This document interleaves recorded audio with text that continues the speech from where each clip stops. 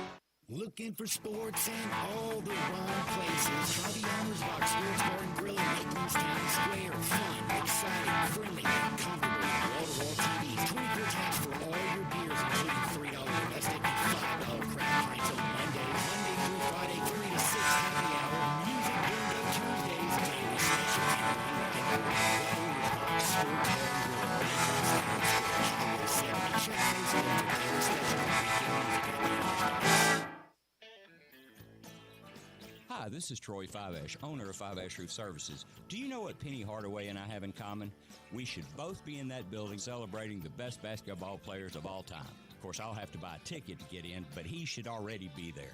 But seriously, we both surround ourselves with the best people we can find. We work hard to achieve our goals, and we are both among the best in our respective fields. At Fiveash, we can't win titles or get national awards, but what we can and do strive to do is give 100% of ourselves to give you the best product possible and one you can be proud of. So if you need a roof, siding, or gutters, give us a call at 901-367-0050, and we will do everything we can to provide you the best of everything.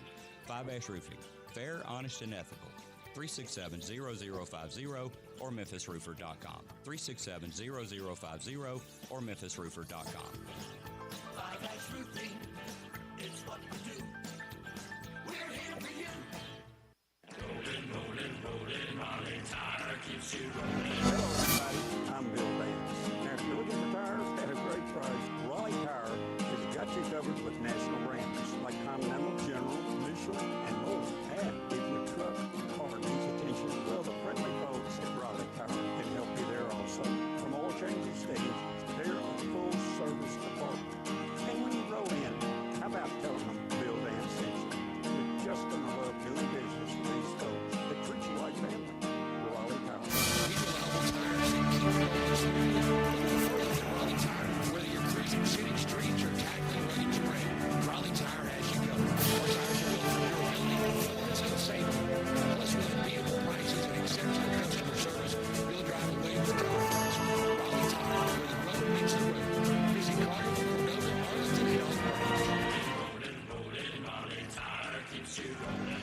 All 6 to the acquisition fee, 20,000 miles per year. K4 SE 137,210, MSRP 24,340, K5 S5 36,6209, MSRP 29,170, Sportage SG 271,1755, MSRP 34,115, Telluride SG 66, 2001, MSRP 41,060. Must finance through KFA, excludes tax and license with approved credit dealer stock only. See dealer for complete details. Offer valid through 07-225. Hey, Jeff Allen, I hear the Gossett Kia Summer Sticker Sales event is on now at Gossett Kia South on Mount Moriah. It sure is, Randy, and listen to this. I've got a 2025 Kia K4 LXS at $150 a month. That's $5 a day for a new ride. 2025 Kia K5 LXS $265 a month. 2025 Kia Sportage X-Line $275 a month. Plus 2025 Kia Telluride S front-wheel drive $359 per month. All $49.99 due at signing, 24-month lease. Plus a 10-year, 100,000-mile powertrain limited warranty in the all-new 2026 DB9 with 72 months and 3.49 available. So if you live in Horn Lake, South Haven, Olive Branch, or Memphis, you'll be happy at Gossett Kia on Mount Moriah. Now back to Sports 56 Mornings. Good morning on Sports 56 and 98.5 FM. Here once again, Greg Gaston and Eli Savoy.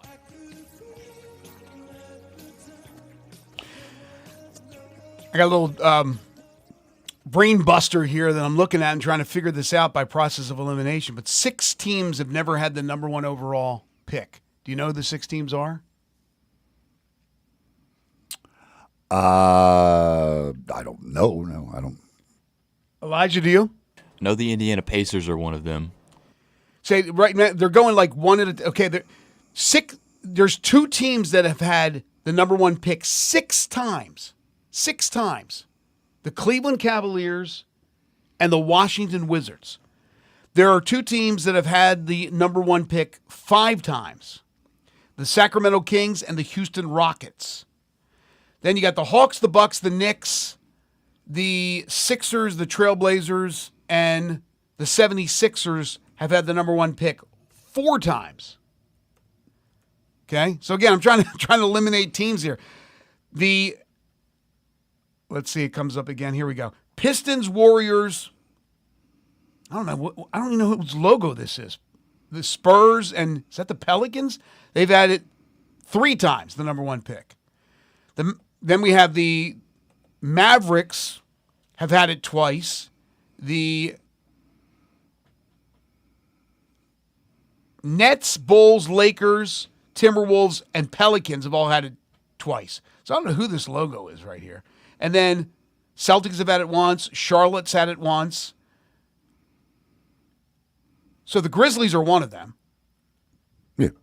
And then who's the other one? Wait, and then we have the Suns and the Raptors. They've had it one time. So Pacers haven't had it. Grizzlies haven't had it. Who else? I just rattled off all these other teams. Did you say Golden State? Yes, I said they've had it 3 times. Okay. They've had it 3 times. Oklahoma City, right? Oklahoma City's never had it. That'd be 3 of them. I don't see Miami here. Let me see. Or did I say Miami already? Miami Heat. I don't think the Heat have had it. Number 1. Anyway, there you go. That's trivia for folks out there if they can come up with the 6. You don't win anything, though. 6 teams have not had the number 1 overall pick. All right, while you're contemplating that, some sad news. Man, it's been a horrible week so far. Utah's never had it. There's 5 of them, man. But it's been a sad week with Fred Smith passing over the weekend, and then yesterday the news that Joy Lee McNellis, the all-time winningest women's basketball coach in University of Memphis history, who also was a great coach at Southern Miss for many years, passed away at my age, 63, after a battle with lung cancer that she has battled for years. You talk about a courageous woman and just a inspiration to so many. How she fought through that dreaded disease while maintaining her family, her basketball family, continuing to coach. She was an absolute pleasure to cover when she was at the University of Memphis. And then, I don't know if it was last season or 2 seasons ago, I called the game on ESPN Plus that Southern Miss and Memphis played at Almirone Fieldhouse and had a chance to revisit with her. God, she was just a delight. Did you ever meet her? Did you know her? Or was she gone by the time you got here? I didn't know her, no. Oh, God, she was such a pleasant human being, and I'm torn up by that news yesterday. But, man, I don't know how long she had lung cancer, but it was a long time. And it would, she would seem like she would beat it, and then it would come back. But she had stage 4 cancer and was coaching. An inspiration to so many. Again, the all-time winningest women's basketball coach in Memphis history. Just absolutely in Memphis women's basketball history. Just an amazing woman that we lost yesterday. And it was 2 days ago they announced that she was going into the Memphis Sports Hall of Fame, and then so really sad to see that news yesterday. Yeah, I saw that news 2 days ago, and I was thinking to myself, she's not already in there, and now that's sad because she'll go in posthumously, but she should have already been in that Hall of Fame. But that was horrible. Also, last night, the University of Memphis had their second Tigers on Tour stop. They have, I believe, 2 more to go, one in Nashville. But this one was closer to home. It was at home, basically, at the Huey's on South Poplar Avenue near the Southwind area. And one of the big topics was, of course, the passing of Fred Smith and what he has meant to the University of Memphis, especially the athletics.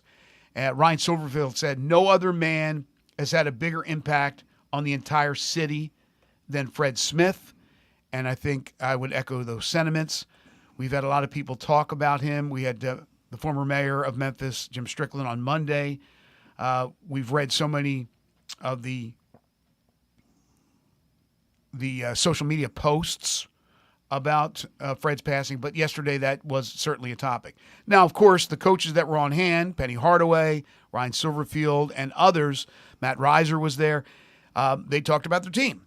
And once again, the media asked Penny 1 week after they asked him last week about the roster. Last week, he said, We're solid with the 12. We may add a 13th, even though they now have a total of 15 rosters spots available, 15 scholarships. So he talked about adding one.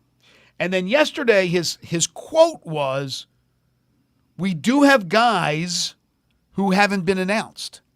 Now,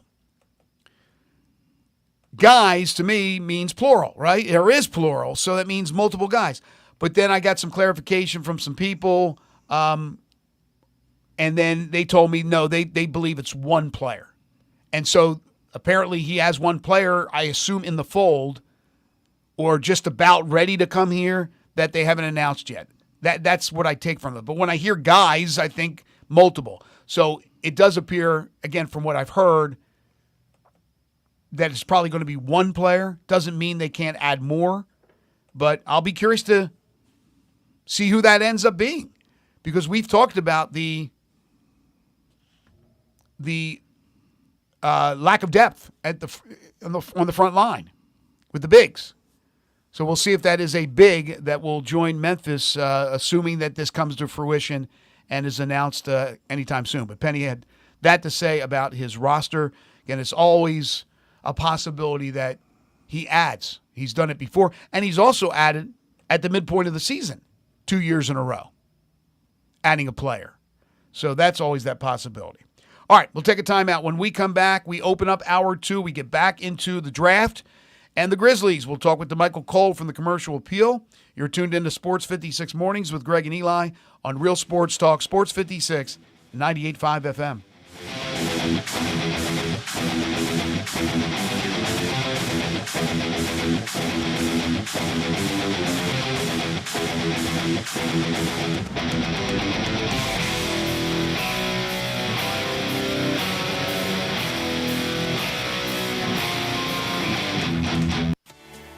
At Jason's Deli, when you're dining in or picking up curbside, you can expect wholesome food and no surprises, just delicious sandwiches, crisp salads, and quick quality meals made with the freshest ingredients and no artificial trans fats, MSG, high fructose corn syrup, or artificial colors and dyes.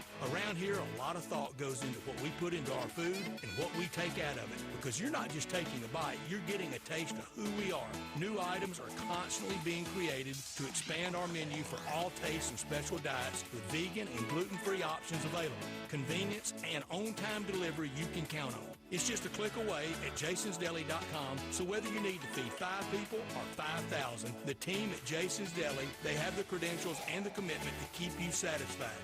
Freshness is nearby at Jason's Deli with locations at Ridgeway in the Park Place Center, Poplar and Highland, Germantown Road in Cordova, and on Goodman Road in Olive Branch. Jason's Deli. It's wholesome food and no surprises. Are you getting the lowest possible rate on your mortgage? At Southern Security, we offer low rates, flexible terms, no PMI, and unbeatable service. Refinance your current mortgage with the Mid-South's best mortgage lender. For more information, visit us online at southernsecurity.org or call our office at 901-452-7900. Southern Security is an equal housing lender. Southern Security is a proud supporter of the University of Memphis Athletics, federally insured by the NCUA. Andy Wise here. For 6 years, I've endorsed Pella Windows and Doors of Memphis and the Mid-South as the standard in affordable luxury. Now get this. Pella just got more affordable. 12 months, no interest, no payments on what Consumer Reports has rated the highest quality windows on the planet, plus 50% off installation. That includes consumer guarantees no other window company will ever match. You have my word. You'll make the wise choice when you choose Pella Windows and Doors of Memphis and the Mid-South. One thing Bell Tavern can say with confidence is that you won't find a better selection of bourbon, whiskey, and scotch anywhere else in Memphis. Maybe anywhere. With signature cocktails like the 3 Whiskey Old Fashioned, the Barrel-Aged Manhattan, and the Spicy Margarita, paired with the whiskey flights like the Tennessee Bourbon Flight and the Maker's Mark Flight. There are more amazing drink options at Bell Tavern than you could possibly work your way through in one visit. In fact, it would take many, many visits to Bell Tavern to even make a dent in the extensive selection. Grab an Uber and head to Bell Tavern. This traffic brought to you by Raleigh Tire Auto Service, your local family-owned business for over 60 years. Sports 56 traffic. Good morning. Trying to build a little bit more here in the last few minutes. I-40 coming eastbound over the Hernando de Soto Bridge over from Crittenden County, West Memphis. Still moving right now, 240 east and west here at Mill Branch. Trying to build coming up from Olive Branch just in the last few minutes inbound on Lamar up to 240. Weimer's Jewelry, your diamond engagement ring headquarters this bridal season. Stop by and see them today. And shop local. You'll save a lot of money at Weimer's Jewelry on Highway 64. I'm Commander Chuck with your on-time traffic.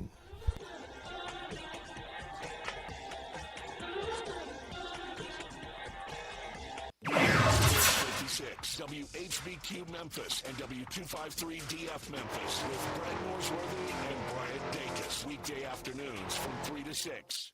Now back to Sports 56 mornings on Sports 56 and 98.5 FM. This hour is brought to you by James Gaddis Jewelers. Here once again, Greg Gaston and Eli Savoy.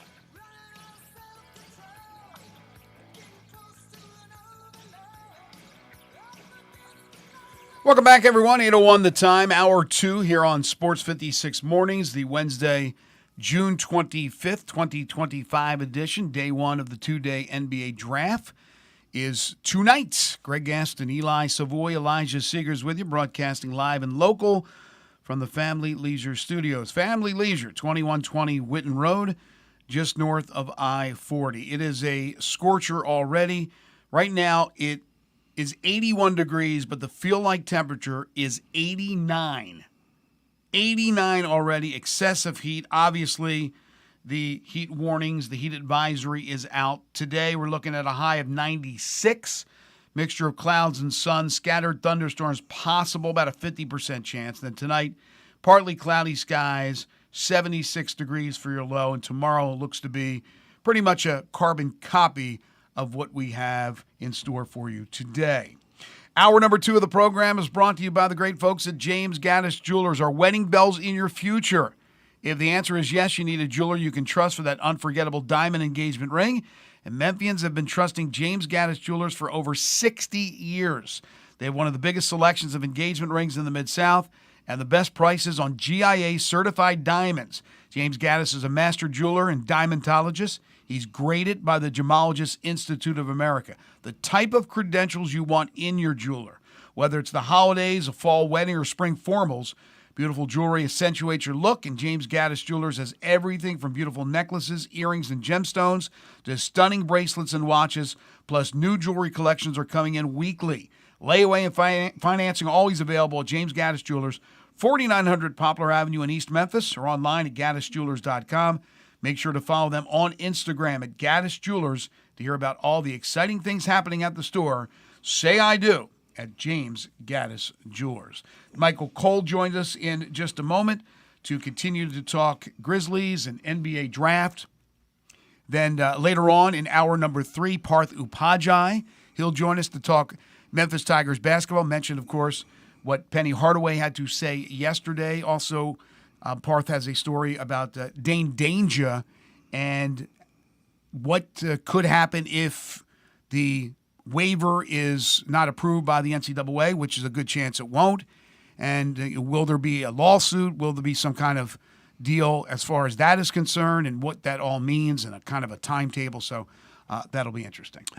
Got a text from Ron. Says the Grizzlies don't need no short guy, 6'5" or taller.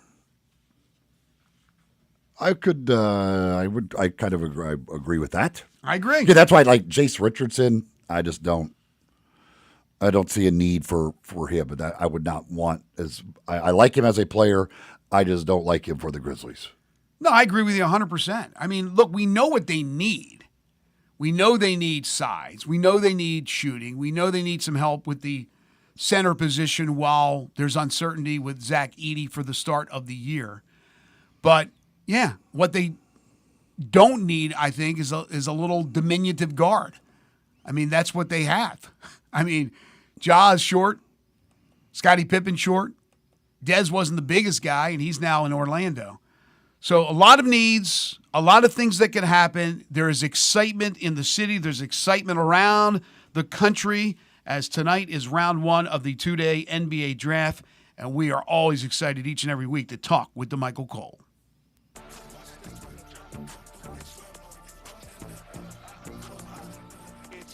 talk some Grizzlies basketball. Joining Greg and Eli is DeMichael Cole, Grizzlies beat writer for the Commercial Appeal. Here's DeMichael with Greg and Eli. He is DeMichael Cole, Grizzlies beat writer for the CA. You can follow him on Twitter at DeMichaelC. He joins us every week all year long to talk Grizzlies and the NBA. Good morning, DeMichael. Good morning, guys. How we doing? Doing good. Is this like a mini Christmas, the draft? Yeah, typically, yeah, that's the feeling. I mean, I maybe it's mini Christmas this year because the draft is, the Grizzlies are at this point where they're trying to be older, right? So it's definitely, mini Christmas. You're finding out your new toys or whatever the case may be, and yeah, it's an exciting time. I guess the first question would be, in your estimation, do you believe that when it's all said and done tonight, they will have used the 16th overall pick? Or do you think that they will move up, move down, or move out? If they use the pick, I think, again, you're looking at potentially a wing. Someone, if not a wing, I think it's going to be a player. Definitively, it's going to be a player with a defensive mentality. I think that is something that they are very keyed on when it comes to that pick. But yeah, I cannot rule out the idea that the pick could be moved, whether it's for another player, whether it's moving up or down the board. I do think that is certainly within the possibility. But if they use that pick, I think we're talking about a player who has a really good defensive profile. We've seen Zach Kleiman, kind of his draft MO is to find a target a guy, and they make that trade usually to go get that guy that they want. If they do trade it, do you think it's more likely they would trade up or trade back in order to save a little bit of money with the whole Jaren Jackson Jr. thing looming? I think to me it's either you're trading out of it, or I don't see them trading up. Yeah. I mean, maybe they do, but if you're trading up, you're probably giving up, another asset, and it sounds counterproductive to the idea that you're trying to become this older team, unless there's just one prospect that you just believe is going to come in and really be impactful in year one. So I think, to me, it's the possibility of trading back and maybe, attaching a player to it. Like you said, the Jaren Jackson Jr. situation is something that's going to be, talked about after this draft is done, because this is one of the last opportunities for the Grizzlies to kind of create more room. You have that number 16 pick, which is, a desirable pick. So that is one of the last opportunities. If they don't do it now, then you're talking about, you got a few days here up until June 30th to really make something happen. I think you're right about them looking at defensive-minded players. They lacked a lot defensively when they went into that series, especially with Oklahoma City, and they were exposed a bit. But we also know with the trading of Desmond Bane, and more than likely they will not re-sign Luke Kennard, they're missing a lot of scoring, a lot of shooting. So how do they address that as well? Yeah, I think you can address that in the draft, a little bit, but I think that's something they're going to have to address with older players. That's part of the reason you drafted Jalen Wells. That's part of the reason you drafted Cam Spencer.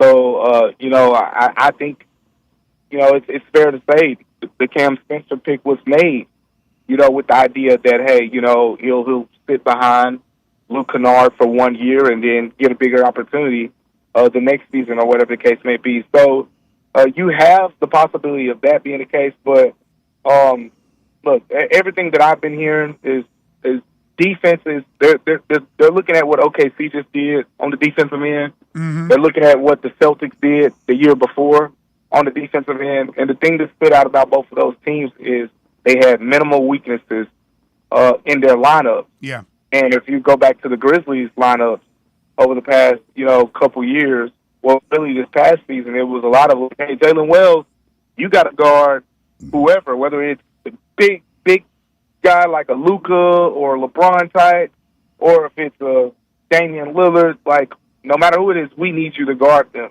And he was kind of thrown into the fire as a rookie, but now you're hoping to be in a situation where you have a lot more versatility on the defensive end. Where if teams try to attack certain guys, you want to be prepared for it. So I say all that to say that I think 3-point shooting. Trust me, that is a major concern for me because of what you just said about them losing Desmond Bain and Luke Kennard. But I believe, from the conversations I've had, I believe that finding those defensive versatile prospects is priority number one, and I think that 3-point shooting is right behind it. You mentioned Spencer. Do you think he will go into next year on a regular deal, that they'll put him onto a regular deal rather than the two-way? I think he'll start on the two-way, but it's an interesting situation, right, with him being restricted free agent or whatever the case may be. But, I think he'll probably take, like, the Vince Williams arc. The guy starts on the two-way and then gets elevated probably some point, in the coming season. So, he'll have an opportunity, right? Summer League. It's going to be a really big opportunity for him to kind of prove himself. And again, this is a player that not just, they don't need him just because he was a pick in last year's draft. They need him because he is a player that they drafted, particularly because of his 3-point shooting. Mm-hmm. And he shot the ball incredibly well in the G League, and they really needed to transfer over to the Grizzlies. It's, I mean, there's no doubt the dude can shoot it. Like, yeah, when he was with the Hustle and he had the 51-point, but that dude, he could just flat out shoot it. But I do worry about him on the defensive end, and we're talking about how they want to get better on the defensive end. Yep, and that's why I think the days of they may get a Kobe Brea, the guy to Kentucky in like the second round or something like that, 3-point specialist. But in the first round, I just don't see them drafting someone who doesn't have a defensive profile because, to put it frankly, there are already enough defensive holes on the roster. Yeah. So at this point, you're trying to, field the rest of the roster with defensive versatile guys. So, like, when you have a Cam Spencer out there, you can have a Scottie Pippen Jr. as the backup point guard, and then you have a backup 3 who could be someone maybe you draft this year, or a backup 4, a guy like Rasheer Fleming, and you throw those guys out there in the lineup with Cam Spencer, and that kind of just negates the impact of having multiple, guys out there who aren't well regarded as great defenders. Because what I will give Cam Spencer credit for is he's a trying defender. He's not one of those guys who's going to coast on the defensive end. Yeah. And you've seen it. Like he'll get hit in the mouth. He'll take a couple blows and get right back up and not care. So he does give the effort, and that is something that counts for me. He's no Jimmer Fredette. He'll be one of those guys that will get under your skin. Like he'll kind of get under your skin. Ask Kevin Durant. It's just one of those guys that he'll drive you crazy. It certainly is never going to be a lack of effort with him. Yeah, he's not one of those too cool to play defense guys. You drive past him, just reach his arm out there for the ball. Like, no, he might grab you and pull you down before he does that. DeMichael Cole from the Commercial Appeal joining us on the Sissy's Log Cabin guest line. Okay, so I think you're right. The defense of the type of player who hopefully is like a 3D type player who can maybe shoot the 3 and play really good defense. They've lacked that. They've lacked that defensive intensity. So with that said, and it's interesting you brought up Fleming because Elijah was just talking about him in our last segment. Who do you like that may be available at 16, assuming they stay at 16? There are a few guys that come to mind, and I think if you're talking about guys who you could get right at 16, I think Cedric Coward is one you're going to be watching, like hoping that he falls to that point. He's one of those guys who I feel like we could be looking back a couple years from now, and it's like, how did he fall? That far down the draft because of the situation, right? He came from a smaller school in Eastern Washington, plays there 2 years, and then jumps up, to Washington State and plays incredibly well for 6 games, but it's 6 games against subpar competition. So he's kind of like a mid-major prospect who's put up these big numbers, and we didn't get a big sample size of what he could do. So, but if you saw the athleticism and things like that, he has the traits of a guy who could really work out well. So he's number one to me. I think Nick Cliff, Colorado State guy, one of the best rebounding guards in the draft, shot the three-pointer decently well, but he's the guy. He's going to size. He's one that makes sense for me as well. Now, there's a couple other names where I think, like Rasheer Fleming, if you want to trade back a little bit, or if you play it safe. I mean, I like Rasheer Fleming enough at 16.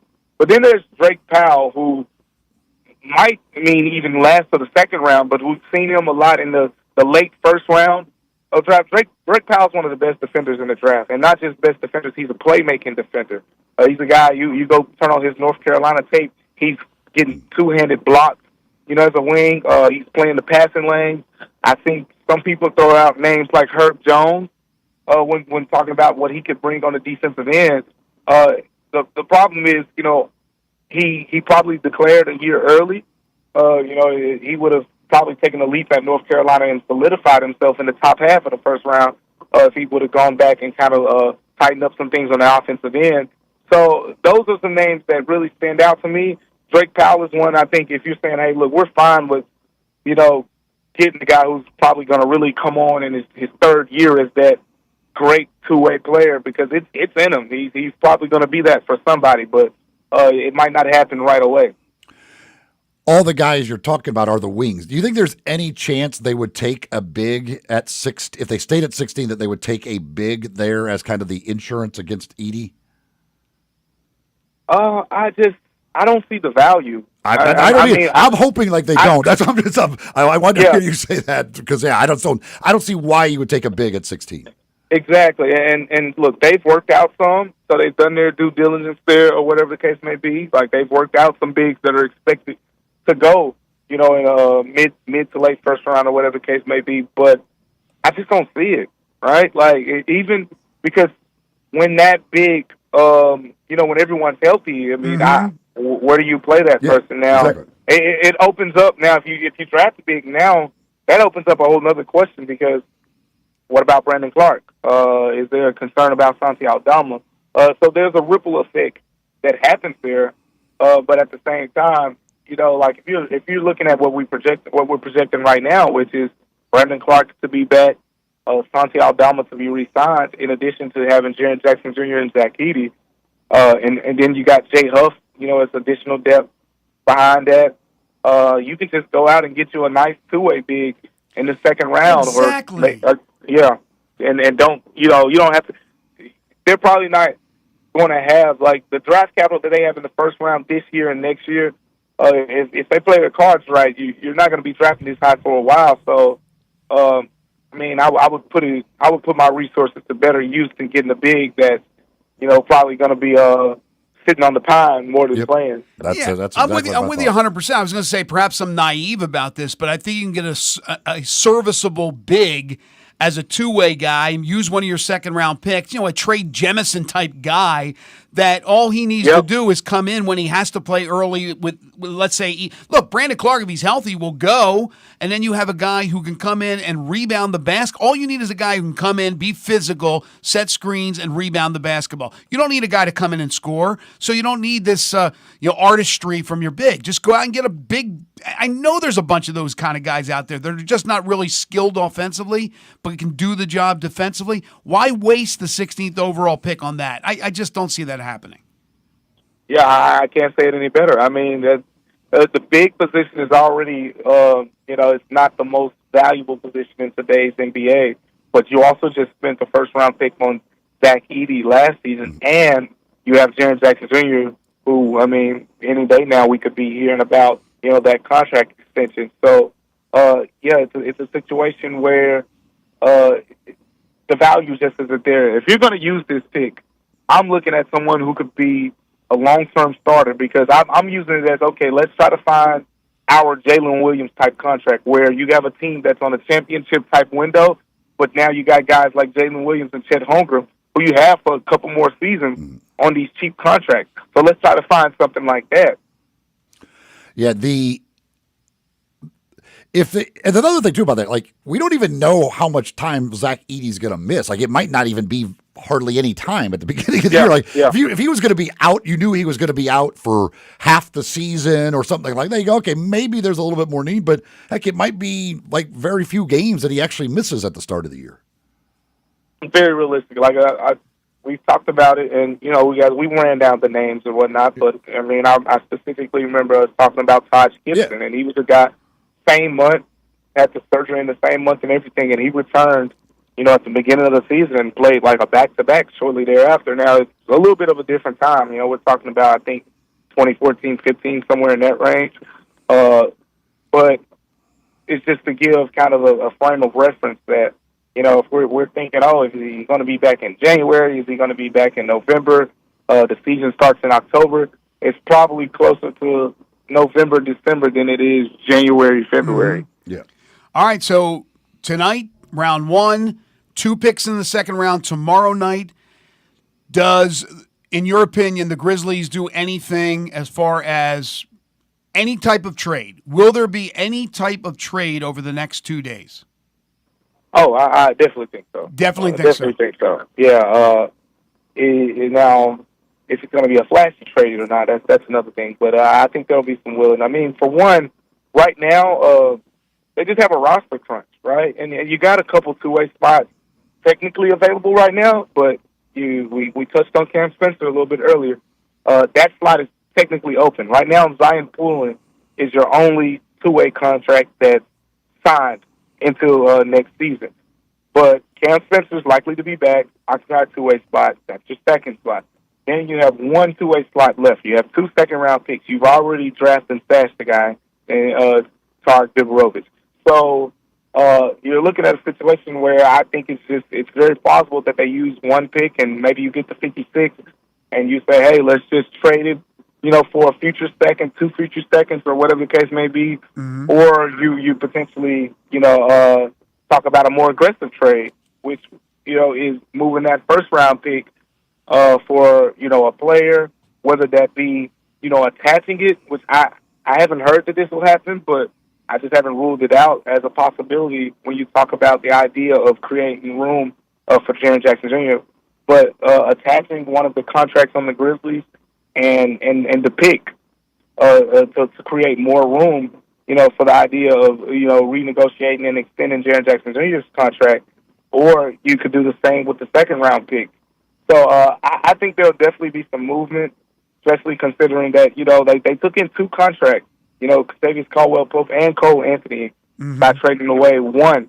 And they really took in 3 contracts, if you want to say the first-round pick, which is a guaranteed contract as well. So you're talking about you added 3 roster spots and you shipped out 1. So it's just math at that point that you're going to have to do a little bit of dealing. So I think, with certainty we could say that the Grizzlies are expected to make some type of trade, in the next 2 days. 4th of July is right around the corner, but the fireworks could start tonight for the Grizzlies. He'll have it covered. He's DeMichael Cole, Grizzlies beat writer for the Commercial Appeal, who you can follow on Twitter at DeMichael C.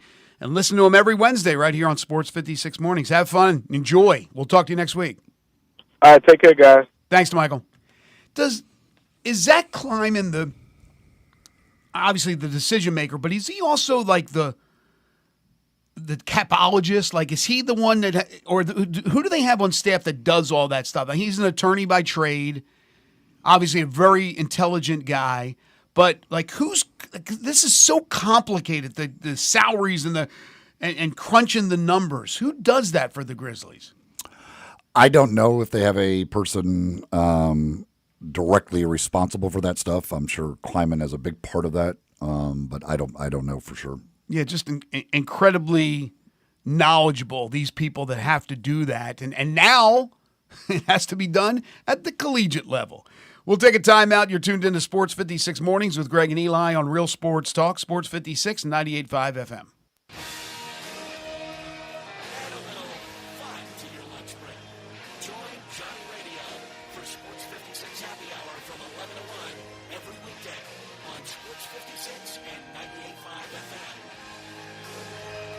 Since 1948, in the alley, the Rendezvous. I'm with John Burgess. John, what's going on in the Rendezvous? Well, there's some things about the Rendezvous I'm going to talk about. For example, We make it really easy to park. We have valet parking right at Monroe Street in our alley. We also want to make it easy for people to get to doors. You can now park in our alley right at our front door and put your flashers on. People also forget that we take reservations for 6 or more. And we have a wonderful party room upstairs that can accommodate people for rehearsal dinners, birthday parties, reunions, graduations. Our rooms seat between 25 and 275 people. And everything at the rendezvous can be packed to go. But we also do catering. See our menu online, and we can even deliver for groups of 15 or more. So if you have any questions, always feel free to call us at the rendezvous because we answer our phone ourselves. You'll never hear, please listen carefully for our menu has changed. Press 1 for reservations, press 2 for hours, press 3 for catering, or if you know your party's 9-digit extension number and the first 3 letters of their mother's maiden name, dial it back. Come see us at the rendezvous. Since 1948, the rendezvous.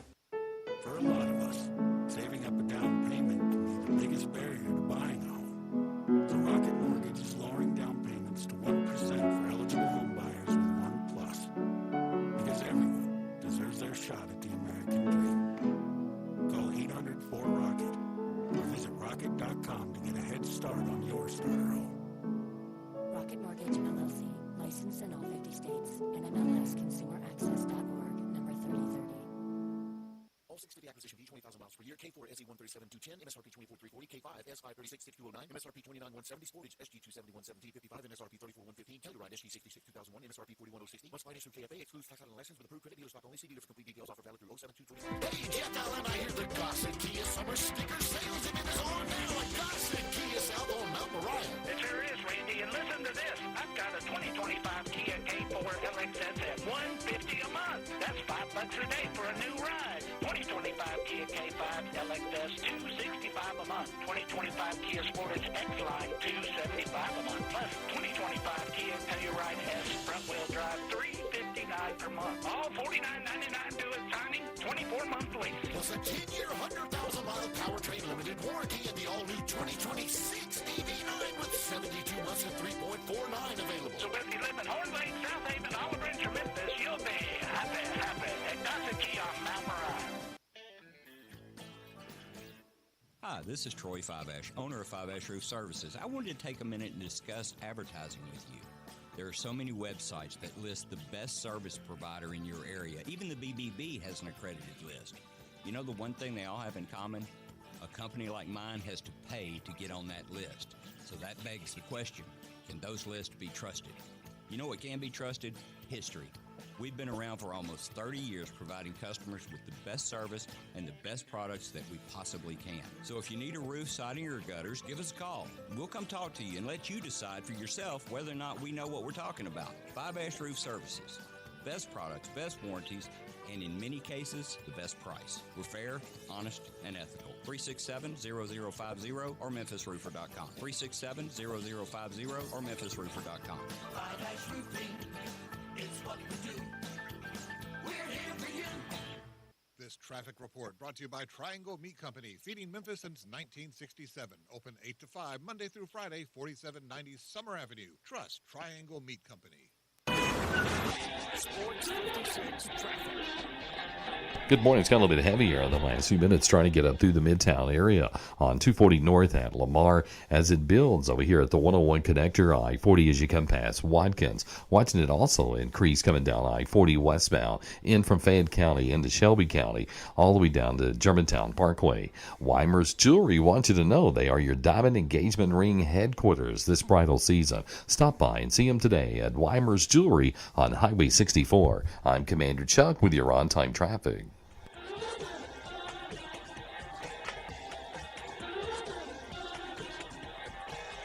Now back to Sports 56 mornings on Sports 56 and 98.5 FM. This hour is brought to you by James Gaddis Jewelers. Diamonds are forever. Here once again, Greg Gaston and Eli Savoy. Bobby Marks from ESPN, who's really good with numbers and crunching numbers and things of that nature as far as teams' caps and questions of finances and all that. He went off on the off-season calendar, which we have done as well, about changes that should be made to the off-season calendar. He says that it should, generally be free agency June 30th, the draft in July 10th, and then the Summer League July 20th. I guess, the numbers would change. Maybe he's using this year as an example, that what he would have done, again, is free agency on the 30th, the draft in July, and then the Summer League starting 10 days later. Makes a lot of sense, doesn't it? Yeah, it's a lot of people believe that and believe that the draft should come after free agency. Then you know who you've gotten in free agency or didn't get, and now you could use the draft to kind of fill those needs or holes. Obviously, the whole situation with I would be happy if they just at least started the new league year before the draft. I don't care, however it gets done, but so that guys could actually be drafted and by the team that is ending up with them, rather than the whole drafting the guy and everybody knows that he's not actually going to that team. But yeah, I don't know. I don't know why they won't change it or haven't looked at changing that, but it's they continue to, for whatever reason, want to do it this way, and it does cause some confusion and other things, especially with the draft. Yeah, I'm stunned that they haven't changed it. It is absolutely confusing. The guys with their hats on, and they're not going to be with that team when it's all said and done. Just change the calendar. It makes it a lot easier. And inevitably tonight there will be trades that are made during the draft, and where the guy will be picked. They'll do an interview with him and ask him how he fits in with a certain team. He fits in with a certain team, and everybody in the world will know that he's not actually going to play for that team. But they'll be asking him, "How do you think you fit in with them?" Well, I don't know. And then, oh, by the way, yeah, you're not playing for them. Yeah, I want it to be where those players find out immediately that they're not going to be with that team that took them in the draft, and they got their hat on, and then they start to get interviewed, and they said, "It doesn't matter. I'm not going to be with this team." Just one time. Need them to know the information ahead of time so they can, not that I want them to show up the interviewer, so to speak, but certainly it's just comical when you know that that player is going somewhere else, yet they're representing the team that drafted him with the hat. All right. I mentioned Parth will join us at 9:25. He wrote a story about Dane Danger where he interviewed Mitt Winter. He's a college sports attorney. And he said that Danger is well within the medical waiver exception. So I don't know what that means. That's one person's opinion. We'll get the whole story from Parth. But this is just in case that waiver is denied. They talked about a lawsuit possible, but who knows what will happen with Danger. Could he be a second-round pick? On Friday when you were off, I was talking about the story out of Toronto where he really did a great job in a workout with the Raptors. And I think they were taken back by just how athletic he was and the offensive skills he had. So I'm not saying he's going to get picked in the second round, but it's a possibility. And if not, certainly he'll be invited to a Summer League camp. And in the meantime, he's sitting here waiting for a waiver. And we don't know when that final decision will be made. And again, if there could be a subsequent lawsuit. But we'll talk more with Parth about his story on Dane Danger. So shifting gears, before too long, it'll be football. It'll be college football. Camps will be opening up. The season is right around the corner. And as usual, Steve Spurrier is at it again. The old ball coach. Is that what they call him? Mm-hmm. The old ball coach. He is, of course, the legendary coach of the Florida Gators, the South Carolina Gamecocks, and just a bit outspoken at times. And I love him. He's like the Charles Barkley of college football coaches or former coaches because he is not afraid to ruffle feathers. And this was an interesting comment. He said, most people are picking Arch Manning to win the Heisman and Texas to win the SEC. Quote, if he was this good, how come they let Quinn Ewers play all the time last year? And he was a 7th-round pick. I don't know what 7th-round pick has anything to do with anything, but I guess he's saying that he wasn't really that talented. And they played him over Arch Manning, and it shows because he was a 7th-round pick. But experience has a lot to do with that, I would say, Coach. But it is still an interesting point that we are crowning Arch Manning with this greatness, even though he has all the tools and the skills and he was a stud in high school and his limited time playing for Texas, he's looked pretty good. But we are, again, anointing him the king because of the family, because of the potential, but also the family. And so, yeah, I wonder. I mean, it's an interesting point. I've wondered that myself. That is it a slam dunk that Arch Manning's going to be great, just like his uncles, like his grandfather, or is he going to be just good? And Texas's future, at least immediate future, falls on the shoulders of that young man. What do you think about the comments and really overall just the high expectations, maybe unfair expectations for him? Well, it just comes with the name. I mean, if you have the name Manning, you're going to have those types of expectations. And it is unfair. I mean, just because that's who you're the family you come from, that you're supposed to be awesome.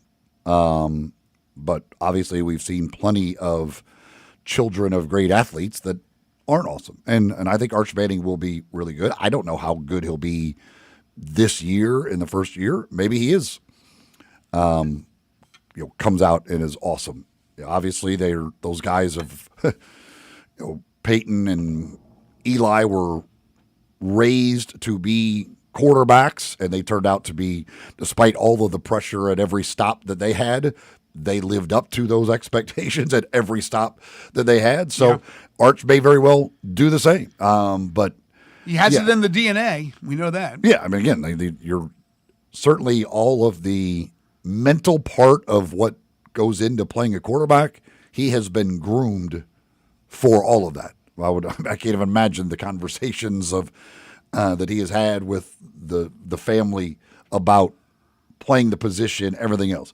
He's obviously got the physical skills, the tools to do it. So it may work out immediately, but it may not. It may take a little time for him to develop into that type of quarterback. I don't know, but yeah, it's any expectations for guys like that are probably unfair. Just because, hey, you've got this last name Manning, you're supposed to be an awesome quarterback. SEC Media Days is in a couple of weeks. Our Brett Norsworthy will be in Atlanta to bring you coverage. And I'll be interested to see, not that it matters, the media has been wrong a number of times. You and I used to go and cover Media Days as well. Who do you think will be the pick to win the SEC? Do you think it will be Texas because of Arch? I think it'll probably be Texas or Georgia. Yeah, I think you're right. But when you think about it now, it's not. I mean, again, it's not just because they got Arch Manning. They've got an unbelievably talented roster around him. Like, that's why they're being picked. I mean, it's yes, they think he's going to be really good, but he also have a great roster around him. Right, but we know how important the quarterback position is, and that quarterback has to be at the level of other great players on the roster, and they expect Arch to be that way. But it's going to be interesting because, yeah, Georgia's loaded. Alabama, it's weird to say bounce back year because even an off year for them is still great for a lot of programs. But, yeah, that's what we're talking about, and Kalen DeBoer. LSU's the real interesting one for me. Nussmeier's back. Could have went and put his name into the NFL hat. He would have been a fairly high draft pick. And Brian Kelly, gosh, the conversations we've gotten into about Brian Kelly. But that one I look at, talent all around. I would rather have, I don't know, is this sacrilegious to say? Because we are sort of in Manning country. I would rather have Nussmeier going into the season. The experience, just, I think he's a really, really good quarterback who could be not as talented as Burrow, but Burrow-esque in leading LSU. I think LSU will be that team I'm really focused on to be able to break through along with Georgia, Texas, Alabama. Well, I mean, yeah, again, I've talked about it many times. Like the odds on LSU don't even really make sense to me. I think they're a great value as far as a bet goes to win a national championship because they have a proven commodity at quarterback. I mean, he is, one of there's a few of those guys in the SEC this year that are proven, but he probably amongst them has the best roster also around him as well. Again, with both Georgia and Texas, who figure to be, I think, picked at the top, there are questions at the quarterback position because you've got guys who haven't played that much at both of those. Whereas, obviously you've got Nussmeier, you've got the DJ Lagways and Lenora Sellers who figure to be the top quarterbacks as far as what they've proven so far, but they may not have as good a roster around them as what a Gunnar Stockton or an Arch Manning are going to have around them at Georgia and Texas. Yeah, that's interesting because Stockton, you're right, doesn't have that experience but has those great players around him, but they're very, very confident in what he can do. Lagway is one I'm really interested in because can Florida, which should be able to recruit with the best of them, and I don't know off the top of my head because I don't have these numbers in front of me where they finished as far as recruiting, but we know it's much more than just recruiting the freshmen and the junior college guys. It's bringing in the portal guys. And we know how important of a year it is for Billy Napier. But that's a team I'm certainly looking at to maybe take that step back up to get back to prominence where they once were. Not win it all, but certainly be in the mix. Oklahoma, so important for them. Mateer, their quarterback, so important for Venables. And you mentioned Sellers. I think Beamer's done a real nice job with South Carolina, keeping them as competitive as they are. But there's going to be a lot of great storylines. I can't wait. And again, just a couple of weeks away from SEC Media Days where we'll be talking about all those stories. And the thing, too, about what Spurrier said, like he talked about people expect him to win the Heisman. I don't think people expect him to win the Heisman necessarily. Oh, I don't know about that. Let me see if I can find the Heisman odds. Well, he's going to be, just because of the name, again, you're not getting, there's going to be a lot of people that vote or that bet on him because of the last name Manning, which might make him the favorite to win the Heisman in a betting circle, but that doesn't mean people are, the general people that really cover it or whatever out there expect him to be the Heisman winner. You're not going to get true odds on a guy named Manning. No, that's true. Arch is, I'm looking at FanDuel. He's the favorite. Unless I'm reading this wrong, he is plus. Again, he might be the favorite. It's no, just like the Lakers and the Cowboys and all these teams that you don't get true odds. Notre Dame, because people bet on them because the last name Manning, people will bet on that for Heisman, and so the odds are going to get shifted and skewed in his favor. Right, but he's plus 700. Garrett Nussmeier second at plus 800. See, that's the one I would look at. Again, I'm not saying he's Joe Burrow, is going to turn into Joe Burrow, but it's got that feel for me here of that Joe Burrow year where everything just came together for LSU.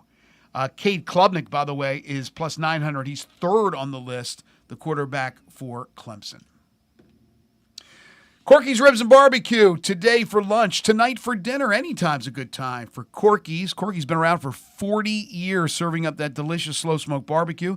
They've also catered that entire time. You got an event coming up, you want it catered, let Corky's do it for you. They'll set it up, they'll tear it down, they'll clean it up. It'll be perfect, right? Like they weren't even there, except you'll be enjoying that delicious barbecue and all the fixings that come with Corky's. Corky's is more than just barbecue and ribs. They got an award-winning catfish plate.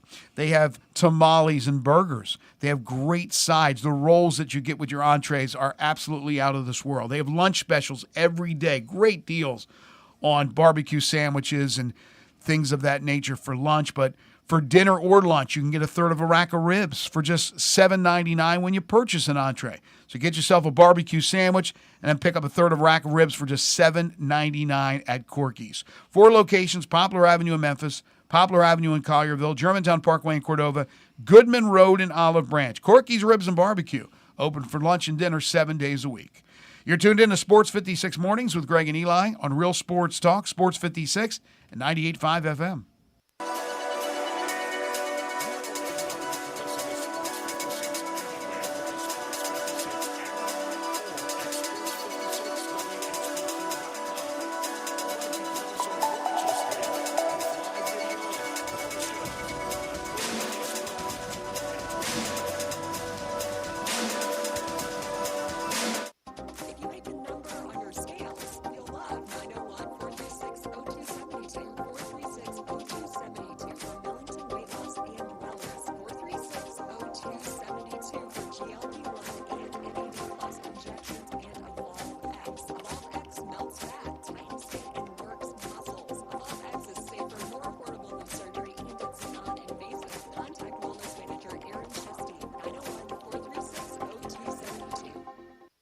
to turn corners and turn heads in your new Gossett Kia from Gossett Kia, 1900 Covington Pike. Discover peace of mind in your new Kia with Kia's 10-year, 100,000-mile powertrain limited warranty. How about $5 a day in 2025 Kia K4 LXS, $150 a month. 2025 Kia K5 LXS, we Gossett $265 a month. 2025 Sportage $275 a month. And 2025 Kia Telluride S, $359 a month. We Gossett covered for every family and every budget at Gossett Kia on the Pike. All $49.99 to signing, 24-month lease. Ask for Bobby J. He's waiting to put you in your new Kia today. Gossett Kia, 1900 Covington Pike, online, KiaCovingtonPike.com. If you want it, we got it at Gossett Motor Cars. K4 SE 137 210, MSRP 24 340, K5 S 536 6209, MSRP 29 170, Sportage SG 271 1755, MSRP 34 115, Telluride SG 66 2001, MSRP 41 060. Must finance through KFA, excludes tax on license with approved credit dealer stock only. See dealer for complete details. Offer valid through 07/2/25. Air. We breathe it naturally. Simple, right? Not so fast. The air you breathe could be hazardous to your health. Don't guess. Be sure with a phone call to the Memphis Mold Inspector, the only licensed mold assessor in the Mid-South. Call the Memphis Mold Inspector to check the air quality inside your home or office. Call 901-292-7788 for clean air and peace of mind. 901-292-7788 or visit MemphisMoldInspector.com. Were you uninvited to game night? Do you play board games with the ferocious intensity of an iron-fisted oligarch? Have friends left game night asking, how do you sleep at night? Then you should get a mattress from Mattress Firm. They can help anyone sleep. Sleeping hot this summer? Try a Tempur-Pedic with advanced local brand Mattress Firm's July 4th sale. Save $500 on Tempur-Breeze and get a $300 instant gift.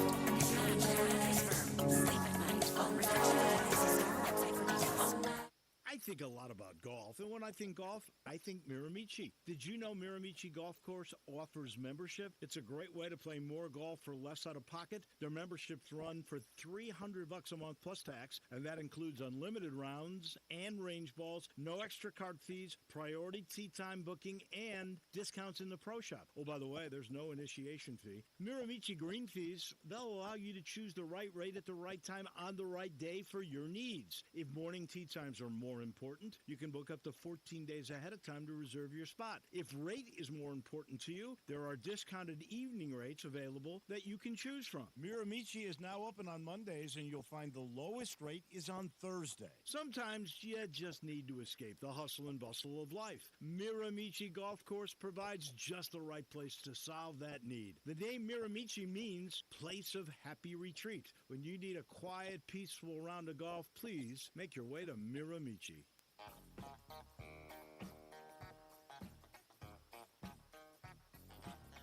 Now back to Sports 56 Mornings on Sports 56 and 98.5 FM. This hour is brought to you by James Gaddis Jewelers. Don't you just love it? Here once again, Greg Gaston and Eli Savoy. The NCAA Division I Council voted yesterday to recommend allowing college athletes and staff members to bet on pro sports. That's a mistake. Why? I just think it's a mistake. I just don't. Why should they not be allowed to? They shouldn't. They shouldn't be allowed. Why? I don't think athletes who right now in the collegiate world are basically professionals because they're being paid should be allowed to bet. Why? What's the real reason that you're allowing them to gamble? So you can make more money off them? Because they're adult human beings who can. Like why not? Again, why should they not be allowed to gamble if they're of age and just like anybody else?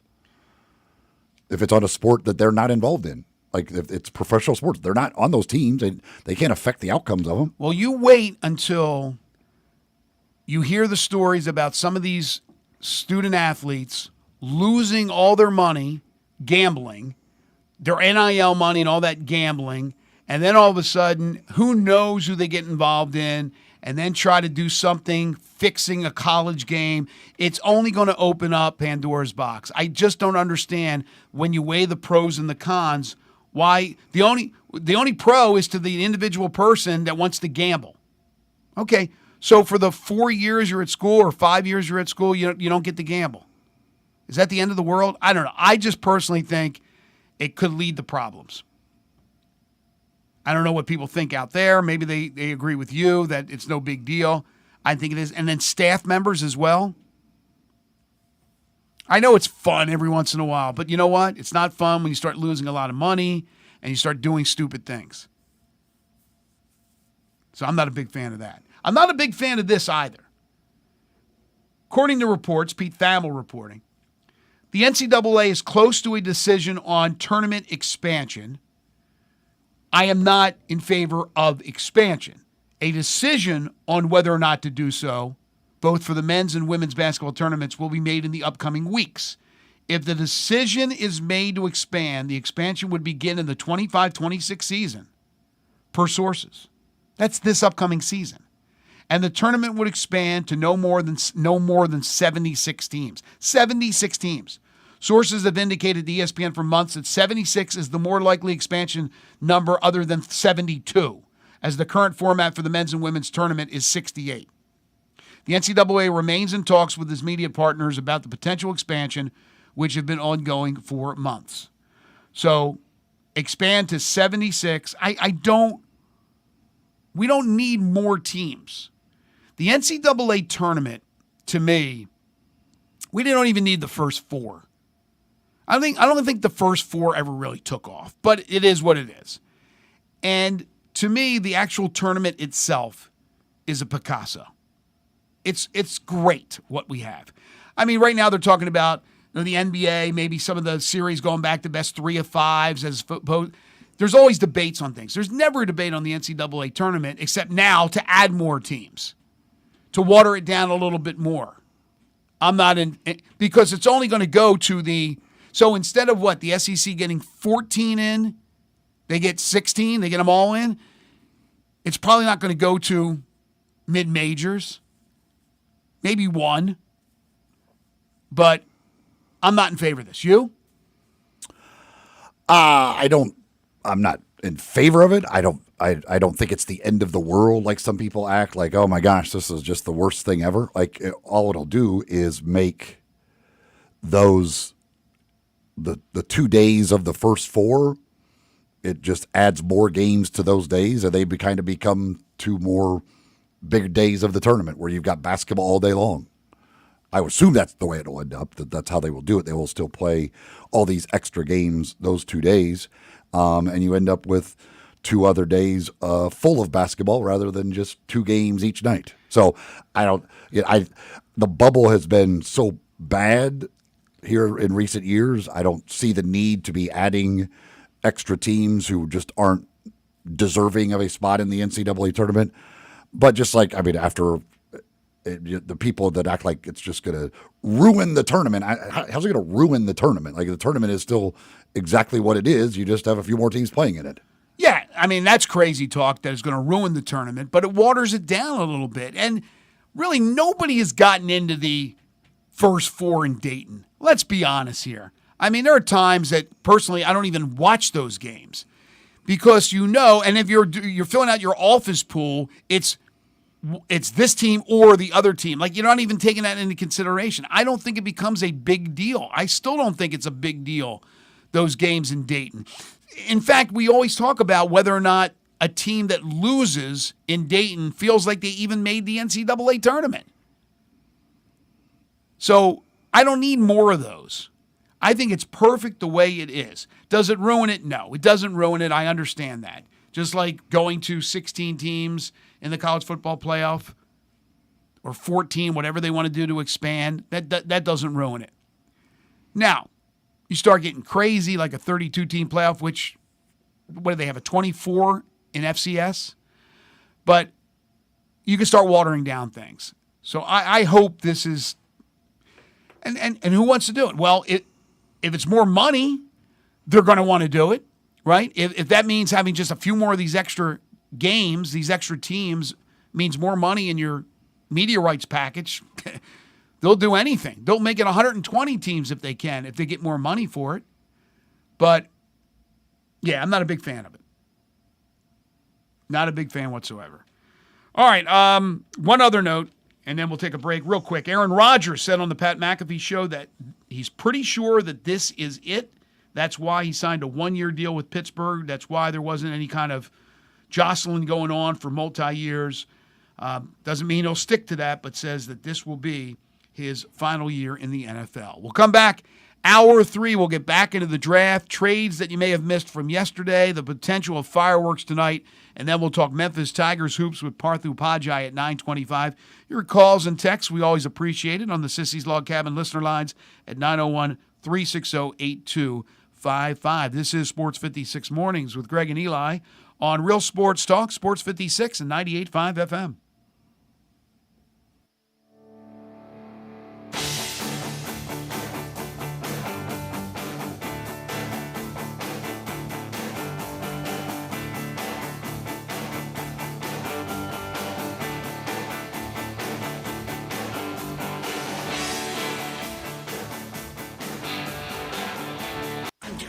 Service Director of Lexus in Memphis. Our service department wants to be more than just a place where you get your oil changed. We do glass repair, windshield replacement, recalibration of your camera and sonar systems, even wheel repair, tire replacement, all the things you would expect from a luxury automotive dealer. Please check out our website. You can schedule your appointment, check out our specials, hours of operation, or if you'd like to do it in person, please reach out to one of our associates at 901-271-5199. One thing Bell Tavern can say with confidence is that you won't find a better selection of bourbon, whiskey, and scotch anywhere else in Memphis. Maybe anywhere. With signature cocktails like the 3 Whiskey Old Fashioned, the Barrel-Aged Manhattan, and the Spicy Margarita, paired with the whiskey flights like the Tennessee Bourbon Flight and the Maker's Mark Flight. There are more amazing drink options at Bell Tavern than you could possibly work your way through in one visit. In fact, it would take many, many visits to Bell Tavern to even make a dent in the extensive selection. Grab an Uber and head to Bell Tavern. Orange Days delivers the savings you need for the life you love. Shop a wide selection of equipment at your local dealer, including America's #1 selling compact tractor. And get your perfect match delivered to your door. Designed for comfort and built for performance. Now through June 30th, get 0 down, 0% APR for 84 months or up to $3,000 off select compact tractors. The sales ending soon. See the details at ComodaOrangeDays.com. They're taking care of beerness in Memphis right on the river with Grind City Brewing and all of their great products. Look, this was a dream come true for a father and son duo. And if you have not been to that brewery right on the river, just to the north of downtown, you're really missing something special. And now you can't miss their products. Wherever you go, you see a brand new label. It's clean, it's beautiful, it's distinctive. You'll know Grind City Brewing, and of course you know their products like Poppy's Pills, that great Pilsner, or Tiger Tail, that very creative craft malt liquor. There's the new Thaddeus Amber Lager. That is absolutely a great light beer. There's the India Pale called Godhopper. It's outstanding. And then there's the Belga, the Belgian-style wheat ale. They keep bringing hits at Grind City Brewing. This traffic brought to you by Raleigh Tire Auto Service, your local family-owned business for over 60 years. Sports 56 traffic.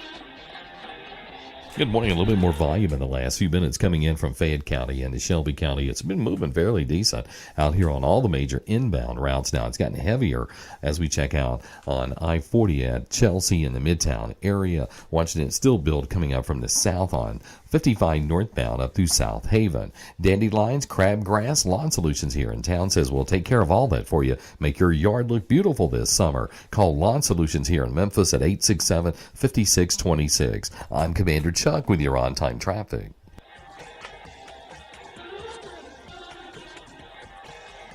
Sports 56, WHBQ Memphis, and W253DF Memphis, with Dave Wolo, weekday mornings from 10 to 11.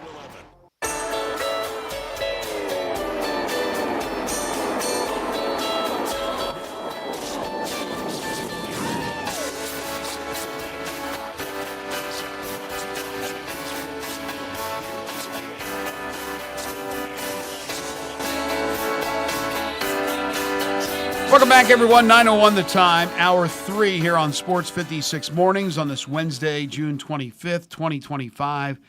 Greg Gaston, Eli Savoy, Elijah Seegers with you, broadcasting live and local from the Family Leisure Studios. Family Leisure, 2120 Witten Road, just north of I-40.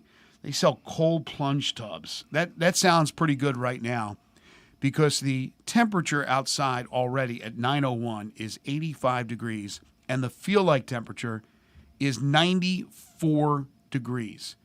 It's going to get up to, they say 96. The way it's going right now, it might be 196. But another hot, humid day with the chance of the pop-up thunderstorm or shower, about a 50% chance. Tonight, 77 for your low, and a very minimal chance of precipitation tonight. Hour 3 of the program brought to you by Jenkins Floors and More. They're located at 2356 Goodman Road. That's in Horn Lake. Real easy to get to. Great people, family-owned and operated. They also have a store in Little Rock, Arkansas, but they specialize in flooring and carpeting. It's that simple. You want to go to the big box store? That's great. You want to be treated like family? You want a discounted price because they sell at wholesale? You go to Jenkins Floors and More, and they will turn that job around in 2 weeks. They will get it done in 2 weeks. They'll come to you. You need flooring or carpeting, you call Jenkins. They'll come to you. They'll give you a free estimate. They'll bring you the samples. They'll show you what it will look like, and they'll get the job done in 2 weeks or less. That's their promise to you. You can't beat that. Top-of-the-line material like hardwoods by Portercraft, carpeting from Southern Luxury Carpet, backsplashes, plantation shutters and blinds, ceramic and porcelain tiles, and so much more. Timmy and Rebecca Jenkins, they started this business in their garage down in Cleveland, Mississippi, but because of their quality of work, their attention to detail, their prices, they have earned the reputation of being one of the top flooring companies in the area. So take advantage of Jenkins. Give them a call at 662-469-9350 or stop by at 2356 Goodman Road in Horn Lake. They're open Monday through Saturday. Make sure you tell them you heard it here on Sports 56 Mornings. And for you Sports 56 listeners, you can ask about your family discount. Also, military and first responders, you always get 10% off at Jenkins Floors and More. Okay, so back to the NBA, back to the draft, which begins tonight with round number 1. We talked about it earlier. You know, Cooper Flagg, obviously, number 1. He goes to Dallas. I think I said San Antonio like in hour 1, but Dallas. San Antonio has the second pick, and more than likely Dylan Harper. After that, it's interesting, but I guess the biggest question in the early part of the draft is where Ace Bailey falls, because he's going to fall a little bit. Unless Philadelphia takes him sight unseen as far as him turning them down on the visit, which was already set up. They, at least the NBADraft.net I'm looking at right now, they haven't taken VJ Edgecombe from Baylor, and they haven't gone 5th to Utah, Ace Bailey. So I wonder how much he's hurt his stock, if he's hurt it at all. Yeah, I think most believe, and the betting odds now are overwhelming towards Edgecombe at number 3. There's a lot of people that I've seen that have Ace Bailey going at number 6 to Washington. It is a bizarre situation for a player to just not work out for teams. I really don't understand who is giving that kid advice. Like, just like, I don't know. This is one of the strangest things I've ever seen where a kid just isn't working out for any teams. So in, again, this particular mock draft, Elijah, were you able to find if there's a combo that takes all these mocks into consideration? I have found one that has ESPN, The Athletic, Bleacher Report, Hoop Intellect, Sports Illustrated, and Tankathon. Okay, so I'm going to use yours instead of what I have here. Of the top 10 picks, are they all freshmen and international? What's the breakdown? So, yeah, we have Cooper Flagg, freshman, Dylan Harper, freshman, VJ, freshman, Ace Bailey, Con Knipple, Trey Johnson, Jeremiah Fears, Maluwach, Derek Queen, all freshmen, and the only international player here is Noah Asenge, who is the 10th projected pick, and he is a international French player. Okay, so beyond those 10, who is the first player that either is not a freshman coming in or an international player? It would be Cedric Coward. Cedric Coward at number 15 consensus. How about that? I'm looking at this mock. It has Cedric Coward going at number 14. I just wonder, We like him. It seems like every guest we've had on likes him, but we don't know what the front office thinks about him, and that's what's important. So I wonder if they really do like him, like everybody else, if they're going to want to move up a little bit, because it does look like Coward, who originally, when you looked at mocks, was right there at 16, probably even lower, now is moving up the ranks. Yeah, I don't know that he'll make it to 16. I would like him to make it to 16, but I don't. There certainly is a good chance that he does not make 16 for them to pick him there. I don't know that they would be willing though to move up, because again that means spending more money on the draft pick, which takes away from what you could do with Jaron. Plus, it means giving up another asset in order to move that up. And I don't know that they, and maybe they do, maybe they like him or somebody else. I don't know that there's anybody they like that much that they're willing to do that to move up to get them. Putting a lot of eggs in that Jaren Jackson Jr. basket, but understandably so. All right, so the teams. Well, not putting. I mean, you have to do it. Right, you're right. You have to get it. You have to do it. You can't lose Jaren Jackson Jr. to free agency. No, next but year. we're talking about, moving up from 16 possibly to 15 or 14. Here's the thing. San Antonio's 14th pick. They are putting together this team that, who knows, maybe they'll make another great run because they're going to have all the ability to do so. And they have them taking Coward at 14. And then the other mock I looked at earlier had Oklahoma City at 15, taking Cedric Coward. What do you have with the consensus, Elijah, at 14-15?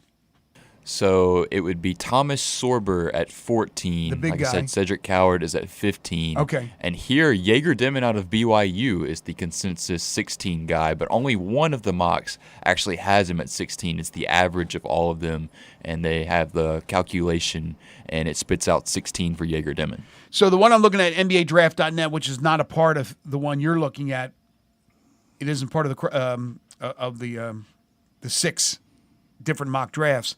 They have him taking, who we talked about earlier, that we do not like at all, but a lot of people do, Colin Murray Boyles.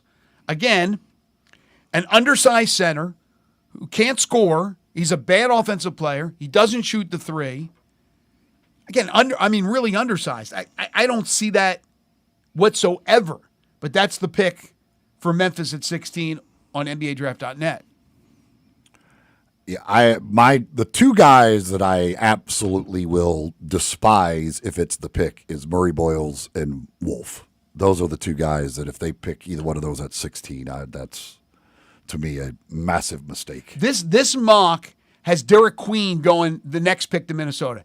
If the Grizzlies had Derek Queen on the board and took Colin Murray Boyles, I would lose the rest of the hair that I have on my head. But after that, guys that we have brought up here in the conversation today, Asa Newell, Neek Clifford, Liam McNeely, Thomas Sorber, Rasheer Fleming, all after the Grizzlies pick. So again, the Grizzlies may have a few choices. Again, assuming that they're looking at those type of players. DeMichael Cole was just on with us last hour, and he said, they're looking at defensive-minded players. Hopefully a 3-and-D guy. Guy could shoot the three ball and play defense, not unlike Kentavious Caldwell-Pope, who they just brought in.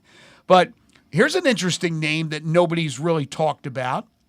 Not for Memphis, mind you, not for Memphis.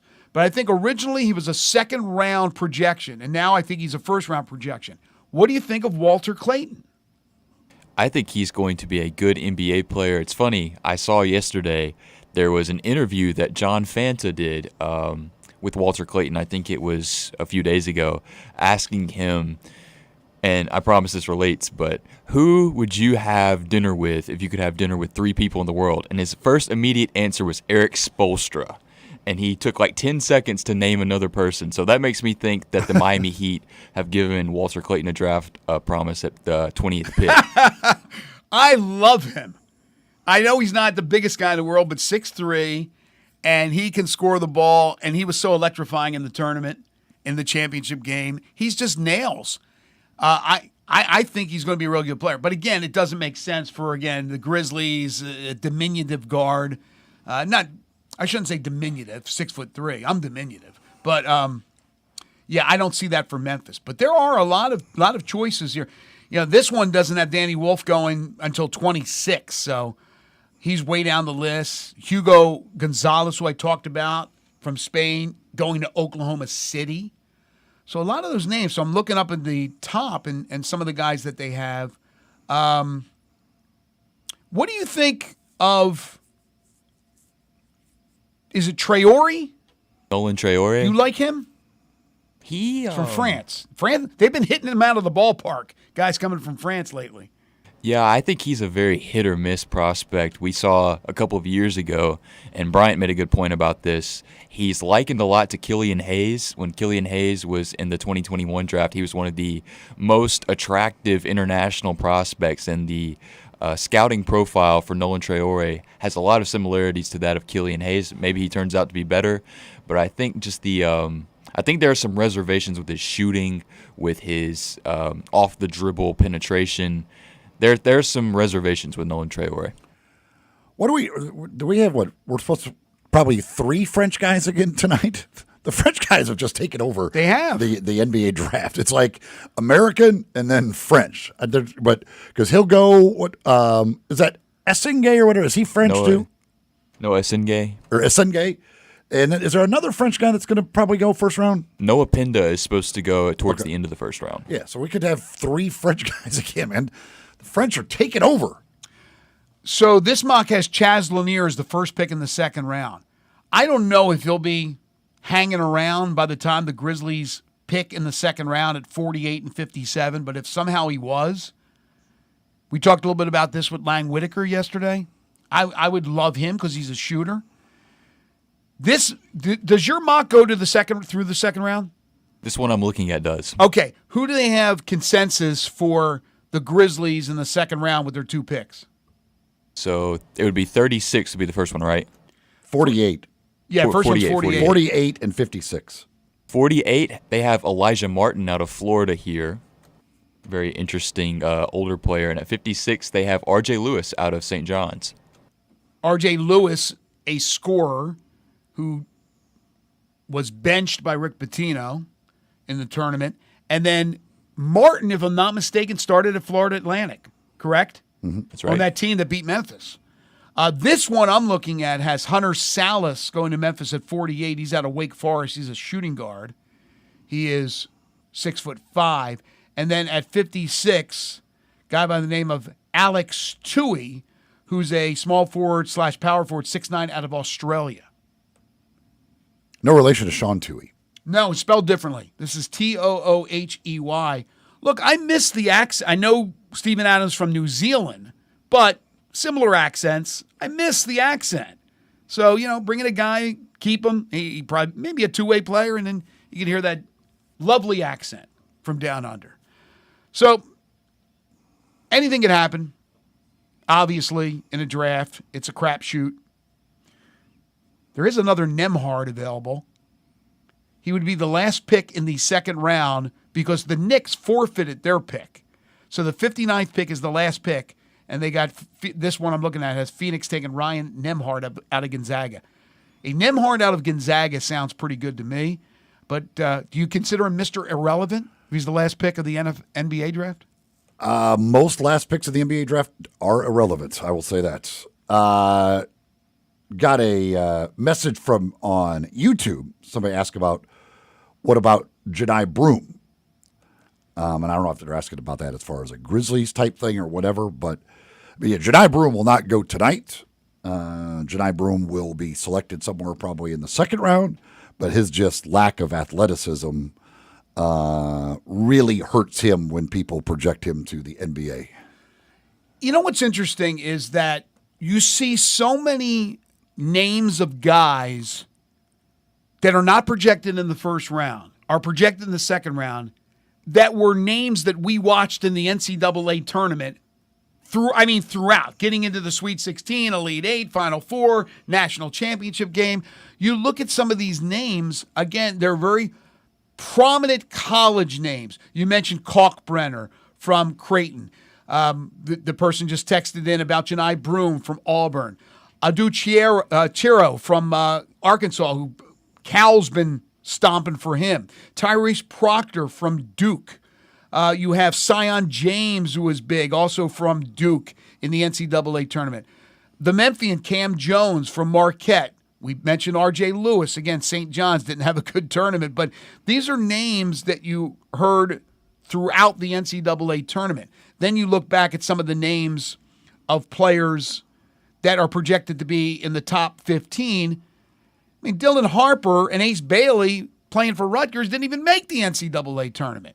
Obviously, Cooper Flagg did, but it's just amazing how there are big names that you think, and they were great college players, like really, really good college players that may not even make it in the NBA.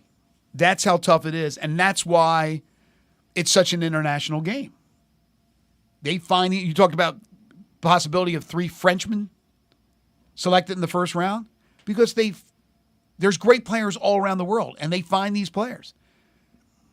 You know, back in the 70s, they weren't finding necessarily these players, maybe a handful, and then 80s started, more 90s, and then you start, now it's like even really, really exceptional college players like Janai Broom may make it, may not make it.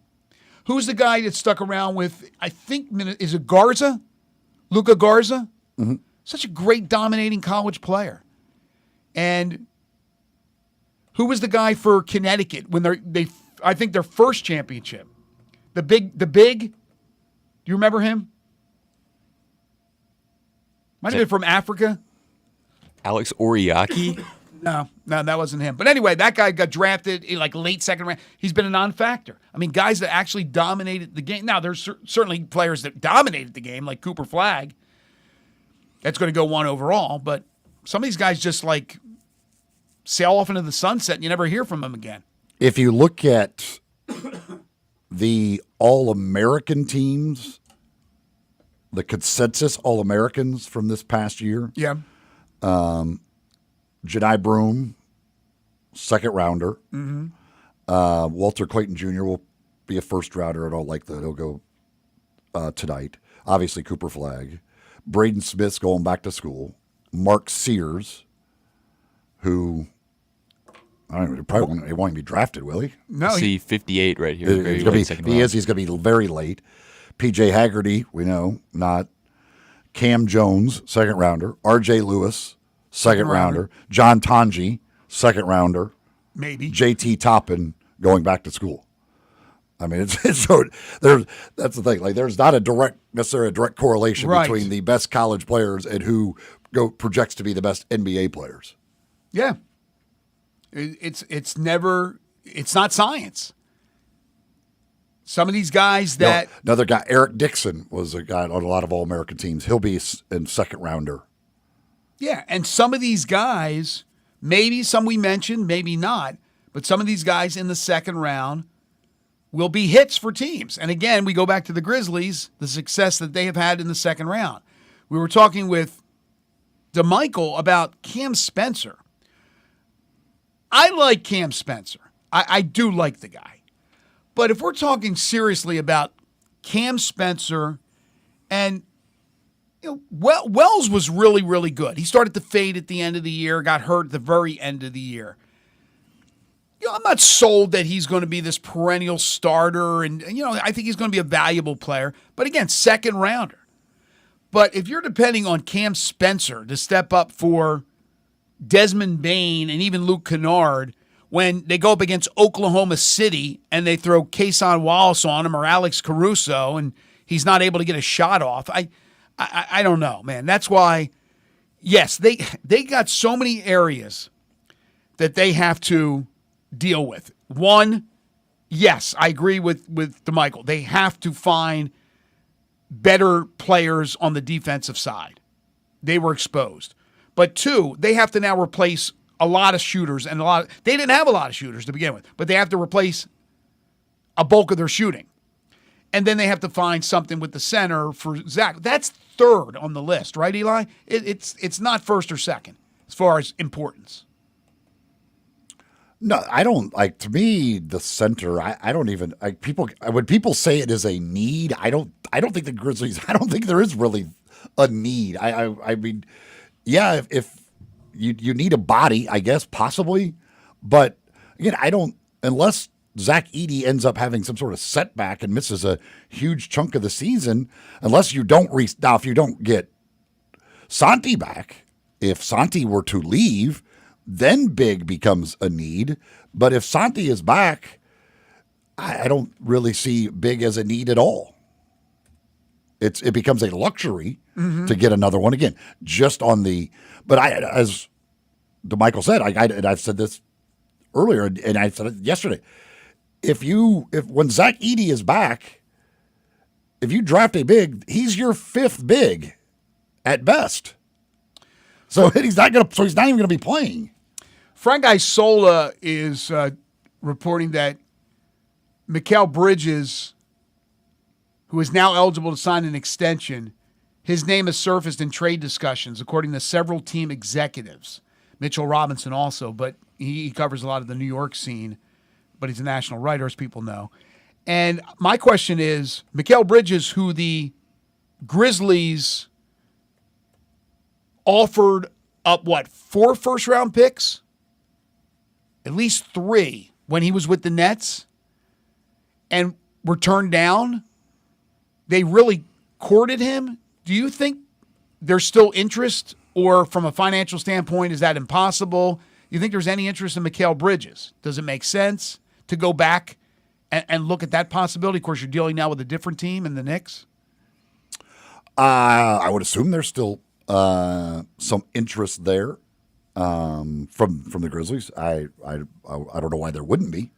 Yeah, there should be. I don't know with the whole Jaren Jackson Jr. thing, and now Dez is gone. If it changes the dynamics of everything, but yeah, I really like him a lot, Mikal Bridges. So an interesting name to keep an eye on, to keep an ear on, as far as hearing anything about him possibly in the next few days or even after the NBA draft.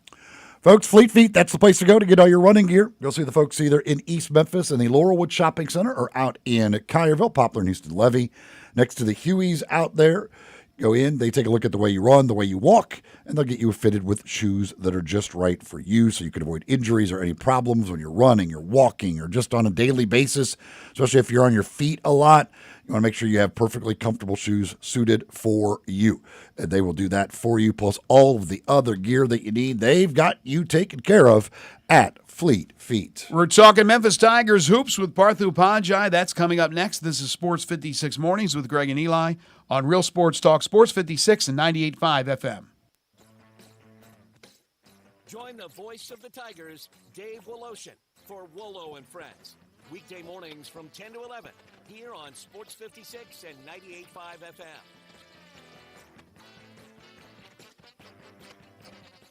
Rick's Powder Coating for a beautiful finish every time. Rick's Powder Coating specializes in automotive, ornamental, residential, and industrial coating. With 2 big airlines and the largest bench ovens in the Mid-South, Rick's can accommodate all of your powder coating needs. Locally owned and operated since 2002, Rick's Powder Coating will customize a beautiful finish just for you. Drop by or call to see how Rick's Powder Coating can bring color to your life. 901-367-2771 or rickspowdercoating.com. Is your wife asking you to stop eating junk food? We have it covered at Home Dinners. It's quick, it's healthy, and most important, it tastes amazing. Many choices from salmon salad to rainbow trout and grilled asparagus. Come visit us for lunch at Home Dinners, 6300 Poplar Avenue. So good, Coach Penny eats with us weekly. Don't forget, Home Dinners offers full-service catering for weddings, social events, or your corporate lunches.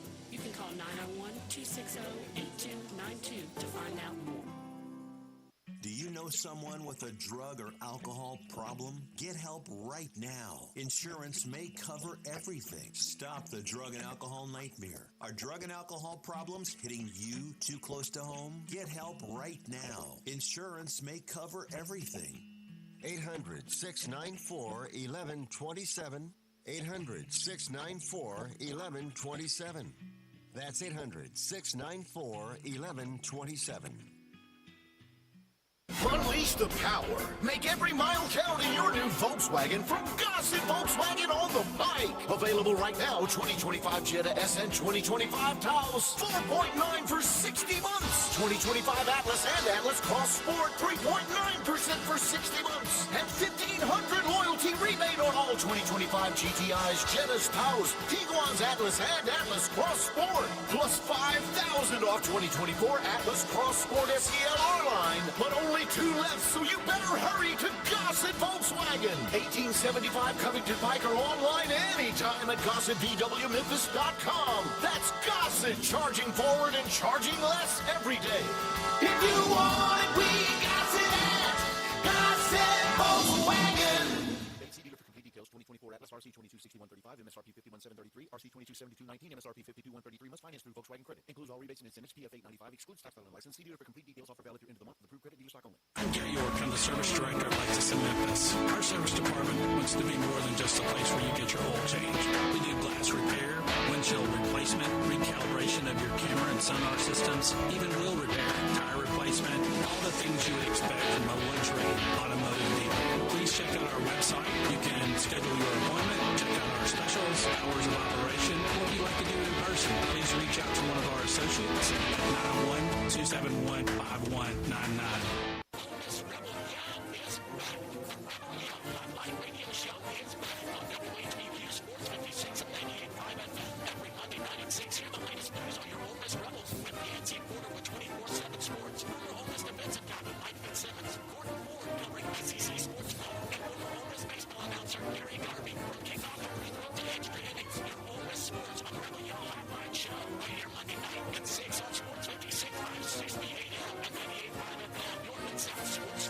This traffic report on Sports 56 is brought to you by Palo Windows and Doors of Memphis and the Mid-South Palo Windows. The standard is affordable luxury. Sports 56 traffic. Good morning. A little bit more volume in the Midtown area in the last few minutes, especially I-40 there in Chelsea as it continues to build over from West Memphis, Crittenden County on I-40 eastbound across the Hernando de Soto Bridge, working your way up through South Haven right now. A little bit more volume in the last few minutes on 385 Billmore Parkway coming inbound to 240. Weimer's Jewelry, your diamond engagement ring headquarters this bridal season. Stop by and see them today at Weimer's Jewelry on Highway 64. I'm Commander Chuck with your on-time traffic. Now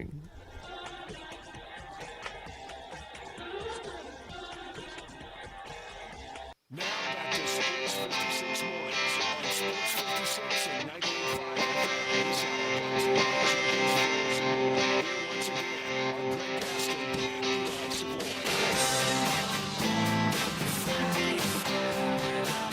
Welcome back, everyone. 9:29 is the time. Hour number 3 of the program. It's Wednesday. Time to talk some Memphis Tigers basketball with Parth Upadhyay. It's time to talk Memphis Tigers basketball. Joining Greg and Eli is Parth Upadhyay, the Tigers beat reporter for the Daily Memphian.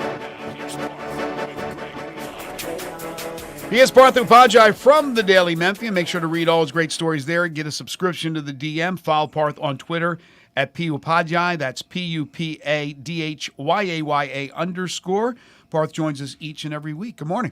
Good morning, fellas. How we doing? Doing great. So the Tigers on tour, second stop of 4 was last night, and I liked that the panel, which included Penny Hardaway again, talked about, and rightly so, Fred Smith. Yeah. And about the first thing they loss. talked about. Yeah, Yes, sir. about the loss of Fred Smith. And, you know, you can't say enough what he meant. I know you haven't been around this city a long time, but you know the importance and the impact of the Smith family, but in particular, the founder, Fred Smith. No, for sure. When I moved here in September 2022 and was kind of doing research as I was going through the interview process for this job, that was one of the main things that I looked up is kind of, you know, obviously the NIL deal was not in place there with the University of Memphis, but FedEx's impact on the city, right, and how that relationship kind of works with the university and the corporation there and the city of Memphis itself.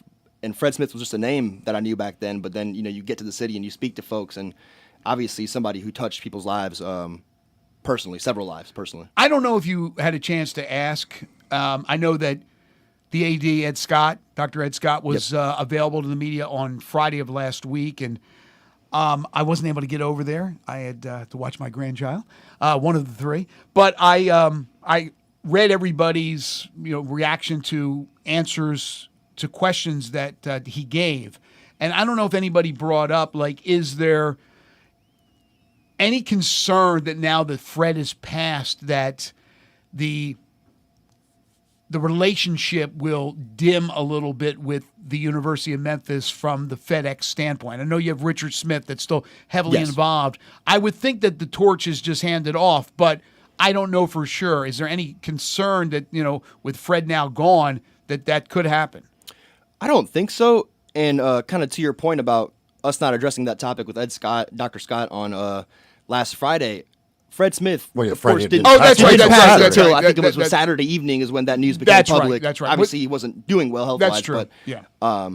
That did not become public till Saturday. But I can't imagine the school thinks is going to be any drop-off, right? Not at all. And in fact, to kind of illustrate the point of there not being a drop-off in the confidence level that Tigers coaches, not just men's basketball, not just women's basketball, not just football, have in FedEx still, we talked to coaches from the men's tennis program, women's tennis program, and baseball, Matt Reiser, yesterday at the Tigers on Tour event after it ended.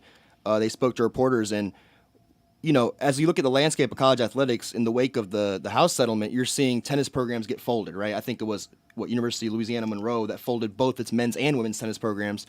University of Washington, that's a power conference school, is downsizing its track and field program. So maybe Washington. Washington. I thought you said Washington State. Okay. No, I think it was Washington State. I'm sorry. Excuse me. So yeah. However you want to categorize that university, school, but still a big athletic program. Yeah. Right, downsizing its track and field program. So we talked to Reiser and the others about, like, what is it about the commitment, both from a fan perspective, both from a donor perspective here at Memphis, that allows y'all's Olympic sports, non-revenue sports to still thrive, and everybody unprompted mentioned FedEx and that contribution, unprompted, of course. So that kind of shows you that that relationship will still be strong despite the passing of the great Fred Smith.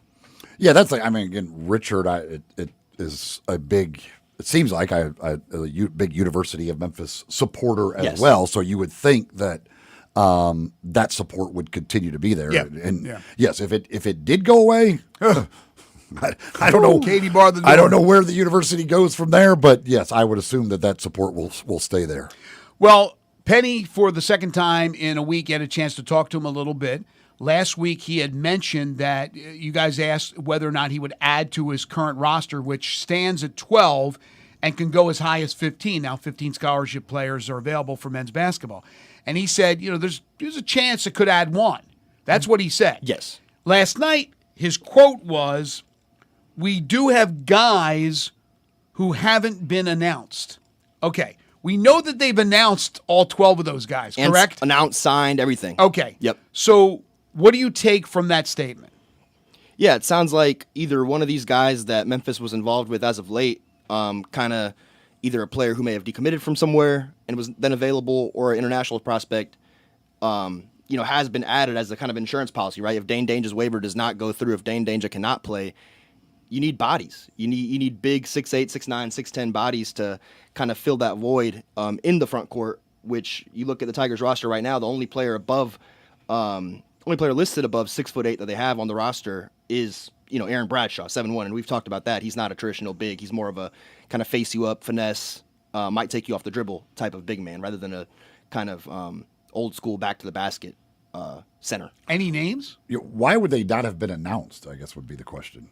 Yeah, that is interesting. And I'm reading the If quote. he says they have them, yeah. So it's not like we're waiting, hoping, or whatever. He says we have them. Why would they not have been announced? Are they trying to iron out NIL deals? Or It's got to be something along those lines. Something with either NIL or agreements, whatever. Some kind of I's dotting, T's crossing situation. But to read Penny's exact quote, and you mentioned a little bit earlier, he said, we do have other guys that are coming. We just haven't announced them yet.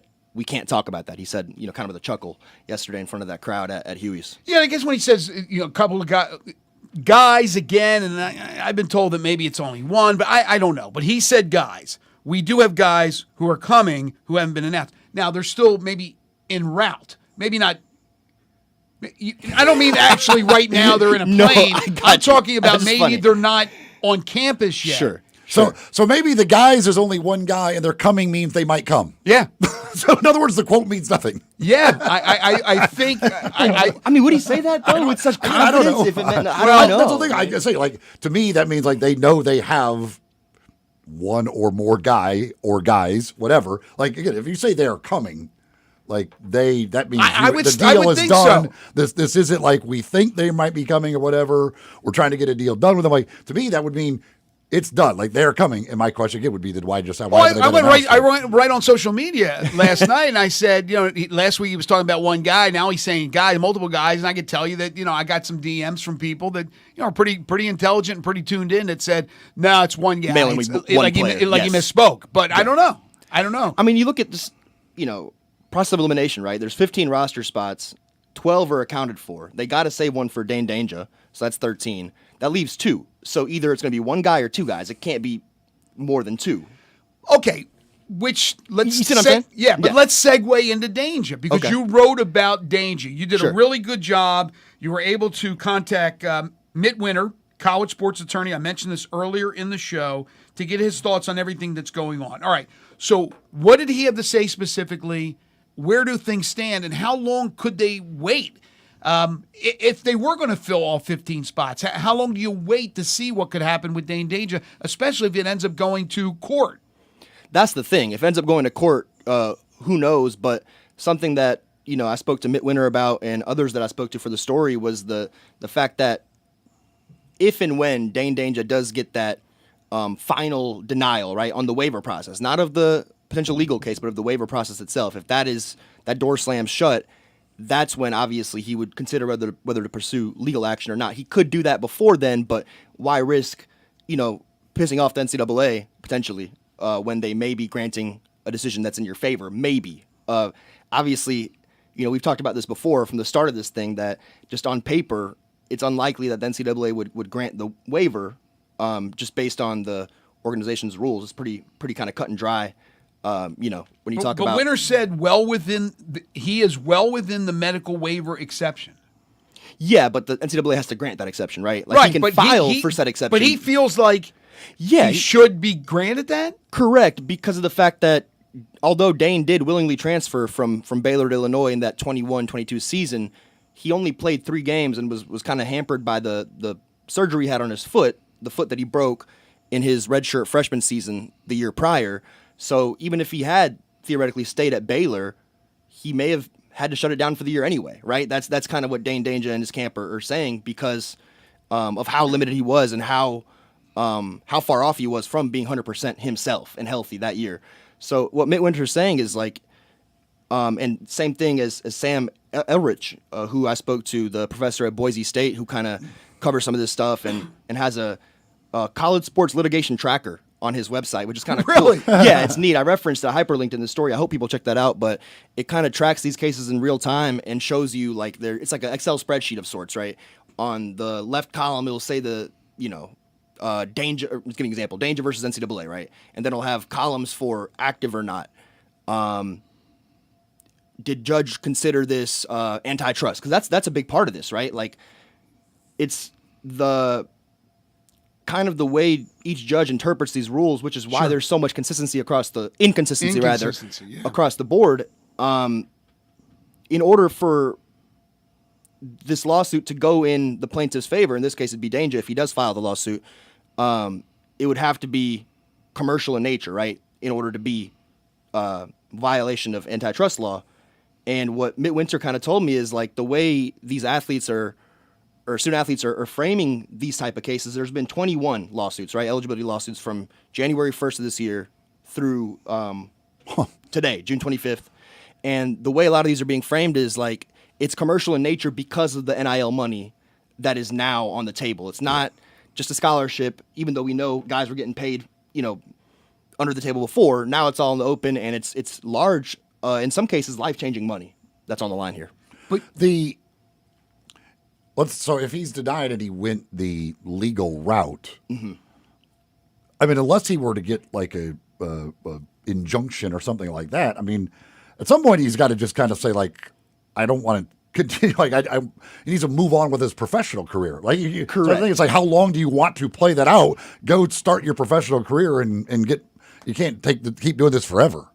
Yeah, and it's funny. Mitt Winter, I'm blanking on the athlete's name, but he represented a baseball player earlier this offseason who was filing an eligibility lawsuit, and the player and Winter filed that suit against the NCAA, but when the TRO, temporary restraining order, and preliminary injunction for said plaintiff was denied, the player opted to drop the suit because at that point, if you wait for this whole thing to get adjudicated, it could be a year. It could be more than a year. And then your 5-year window's gone too. So then you've got a whole lot of red tape to cut through, mess to untangle, and you've wasted a year of your professional career, possibly derailed your professional opportunities. That's the thing like with Sakai Ziegler. Like, I wonder, like, how long is if you don't get that injunction, like, really, I mean, it's not like these things move along quickly in the court system. So what's it worth it to you, or just go overseas or wherever and start playing? Now, let me tell you something. If he gets drafted in the second round tomorrow night and gets some kind of guarantee, even though it might not be the $2 million we're hearing that he would get in NIL money for Memphis, he's probably gone. It's probably over. Because you got to. You think so? Yeah. I don't think so, Greg. Because the money's so drastically different. How long are you going to wait if this gets litigated? This is just, it's going to go on. It's going to drag on forever. How many times will they have an appeal process for Memphis? I don't know if they've even been turned down already. I don't know what the situation. Plus, you throw in that on July 1st, rev sharing comes into play. The dissolvement at the University of Memphis of the collectives, which Ed Scott openly said, which has the money that's going to be going and allocated to Danger. So what would happen there? Then that has to go through a clearinghouse again, right? You have to be cleared with anything over $600. There's so many different things that come into it. After a while, you're just going to have to wipe your hands and go, we got to move on, man, for Memphis' sake and for his sake. You would think Ed Scott and the very smart people at the University of Memphis athletic department have thought of this, right? Like, you would assume that they've foreseen, hey, this house settlement's going to, be approved sometime this summer. The collectives are going to dissolve. How do we get that money?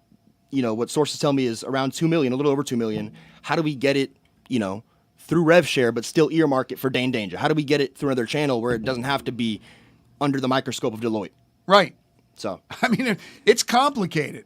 But I don't know. If he gets picked tomorrow and they give him a guarantee contract, because it used to be in the second round you weren't guaranteed, so it's like, no big deal. Yeah. Now, there's a number of guys that end up getting guaranteed contracts. But what are the odds he'll be one of those? It'd probably be minimal. Yeah, and I think he's turned some heads at some of these workouts. That's what I've been hearing. You posted the one from Toronto? Yeah. And so I saw that, and they were very high on it. It doesn't mean he's getting picked. Yeah. But it's interesting. But you brought up the collectives. Yes. And again, they're at Memphis, not everywhere else, because other places, power conferences, power schools, they can afford the rev sharing, and then you tack on the NIL from the collectives. Exactly. With Memphis, they want it all kind of in one place because they're not going to reach that ceiling of $20.5 million in the first year. Yeah, and that's what we had all kind of been hearing, scuttlebutt on social media and via sources, and kind of that was the murmurs, right? Those were the murmurs this offseason that the collectives would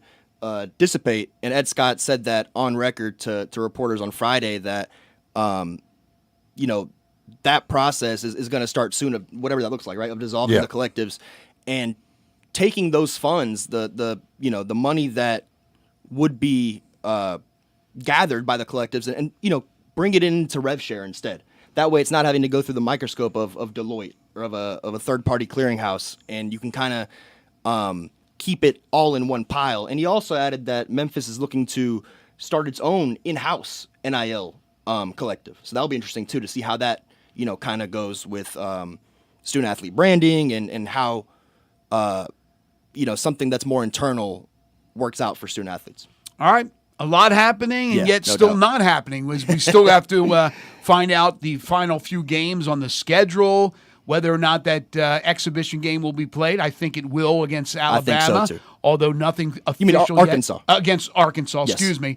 And then a second one that could be coming as well. But all that news will be coming in the next weeks and months. And Parth will have you covered over at the Daily Memphian, all things Tigers basketball. Make sure to follow Parth on Twitter again at P-Upadhyay. That's P-U-P-A-D-H-Y-A-Y-A _. Listen to him every Wednesday right here on Sports 56 Mornings. Have a great week. Awesome. Y'all too. Talk Thank to you you next Wednesday. Yep. Do you want to tell you folks about Shoot 360 Memphis? Speaking of basketball, take your skills to the next level. And I mean, take it to the next level. You are going to become, I can guarantee, a better shooter. Now, I can't guarantee you're going to become Steph Curry, but you're going to become a better shooter because they do it in different ways, right? The analytical model, they do it with the coaching, and they do it with this cutting-edge technology. It is a really cool place. If you haven't been there, you need to go. They got 2 locations in Collierville and in Cordova. But to get into one of those 4 shooting bays that they have with the Shoot 360 technology, there's nothing like it. It is really fun.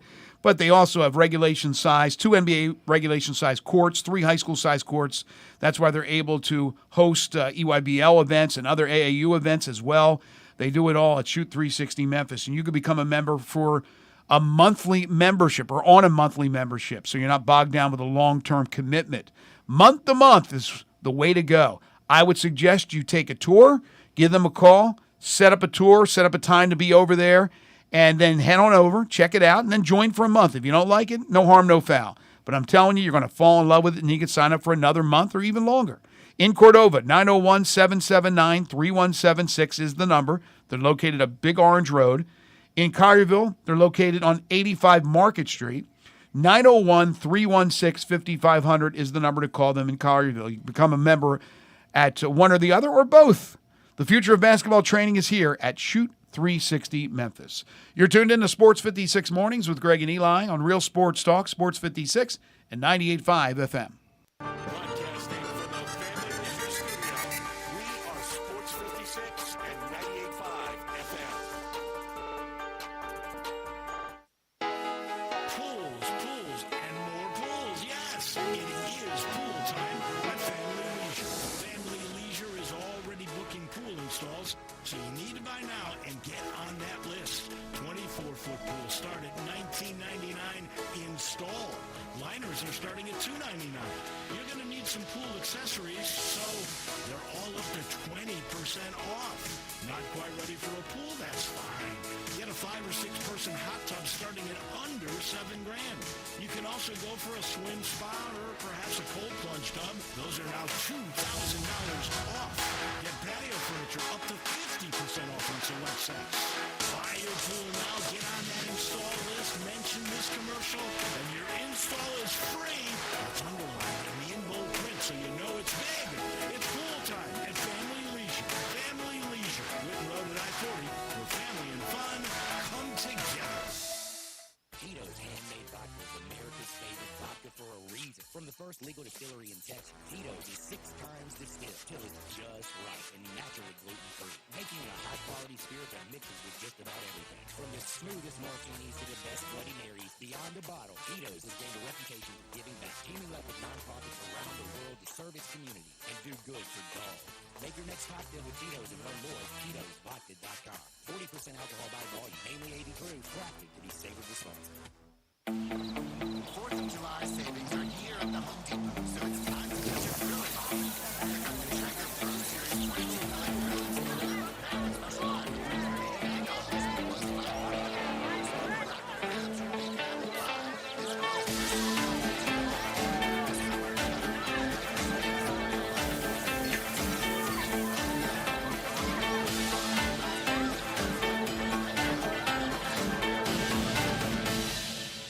That's the whole point. It's a secret. Why does Central Barbecue feel like they have to keep the ingredients of their dry rub a secret? Because it's just that good. If people could find out the ingredients in Central Barbecue's dry rub, they could reverse engineer it and make their own Central Barbecue dry rub. Reverse engineer? These aren't state secrets. They may as well be. This is serious business. Central Barbecue already tells everybody that they slow smoke their meat for a full 24 hours over hickory and pecan, and that there's never any sauce in the pit. They're giving away too much information as it is. They're not giving away secrets. It's advertising. They're boasting about those things. You are so naive.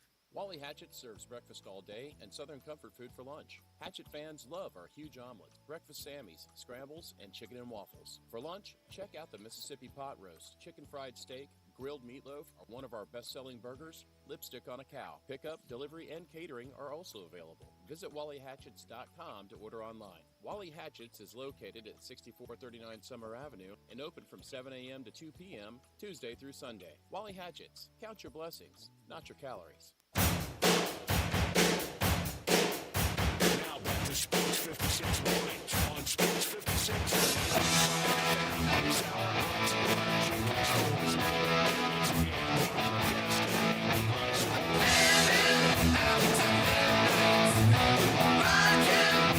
Welcome back, everybody. 9:50 is the time. Big night last night, by the way, for a couple of former Tennessee Vol baseball players. Chase Burns, who there obviously is a lot of excitement about, made his major league debut. And all he did is strike out the first 5 hitters he faced. Jeez. Ends up going 5 innings, 3 runs, 6 hits, 8 strikeouts. Did not walk a man. But I believe it was the first pitcher ever to strike out the first 5 hitters he faced in the major leagues. It got up over 100 a couple of different times. I know. I think he averaged about 98 with his fastball. Mm-hmm. Dude is a gut. I mean, he is something. And then Christian Moore had the game-tying home run in the 8th, game-winning walk-off home run in the 10th inning last night for Texas. So a couple of former Tennessee Vols showing their stuff, and 2 studs from that team just a couple years ago have made a very quick trip to the major leagues. Yeah, we were talking about Christian Moore. Was it last week when he got a chance to get called up and then hits his first home run in the bigs? But last night, that's incredible.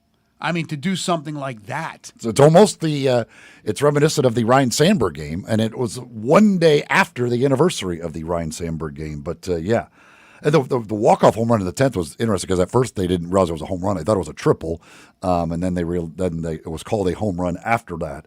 But yeah, it's great because I think Burns is like the 6th guy or something like that from last year's first round to make it to the major leagues already.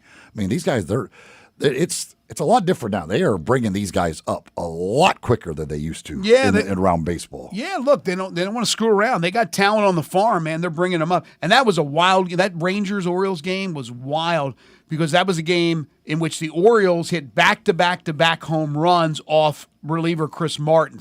Gary Sanchez, Ramon Urias, and Ryan O'Hearn all hit home runs, and they still end up losing that game to Texas 6-5 on the heroic exploits of one Christian Moore.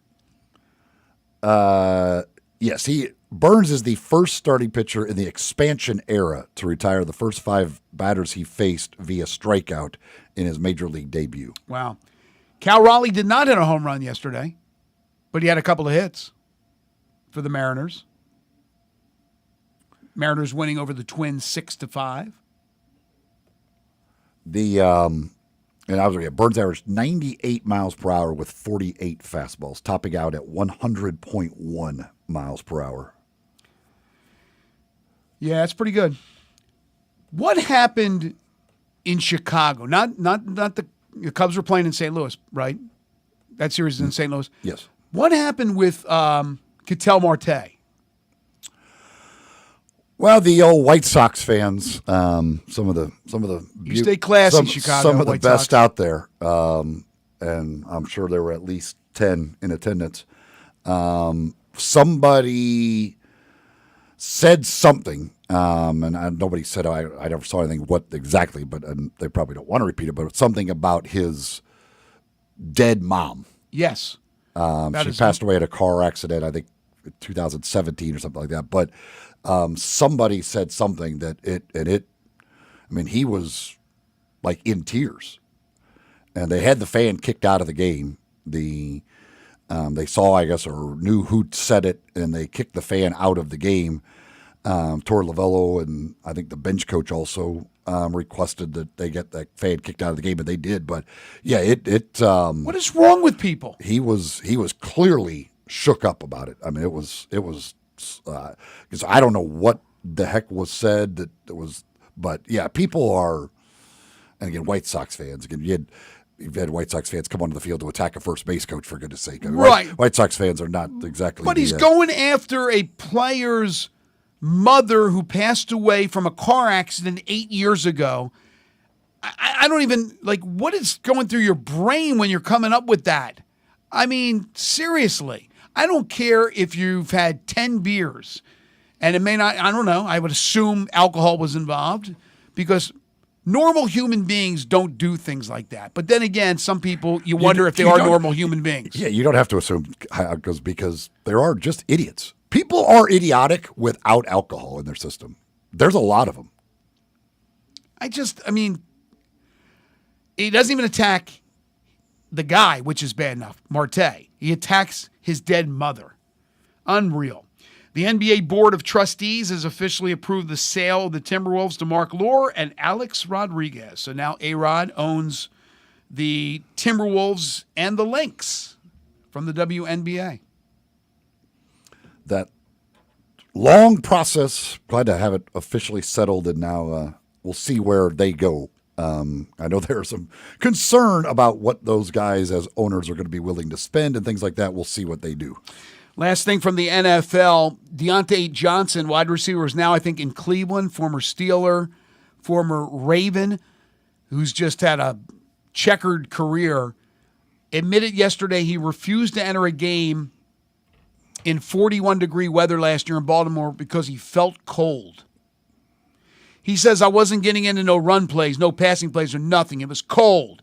End of the third, going into the fourth. They were like, Tay, we need you. I was like, nah, I don't think it's a good idea for me. Like, my legs are already ice cold, and I didn't want to go out there and put bad stuff on film. It's not like I didn't want to go into the game, but leading up to this point, I had been through so much. I told them I'm not fine going in. So I just sat on the bench, and that's when they suspended me.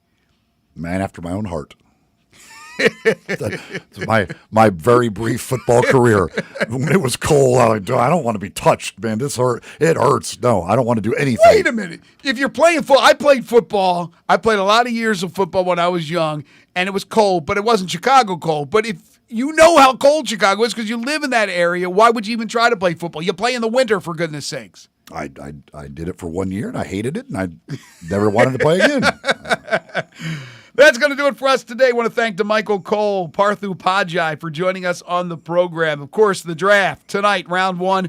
We're back tomorrow, start at 7 a.m. to talk plenty about the NBA draft and maybe some moves that the Grizzlies will have made. Kerry Miller will also join us at 8:25 for the latest on the Major League Baseball scene. Wolo and Friends on Sports 56 is coming up next. And once again, Brian Dacus, Elijah Seegers in for Wolo, who I believe will return tomorrow. For Eli Savoy and Elijah Seegers, I'm Greg Gaston. Have a great day, everybody.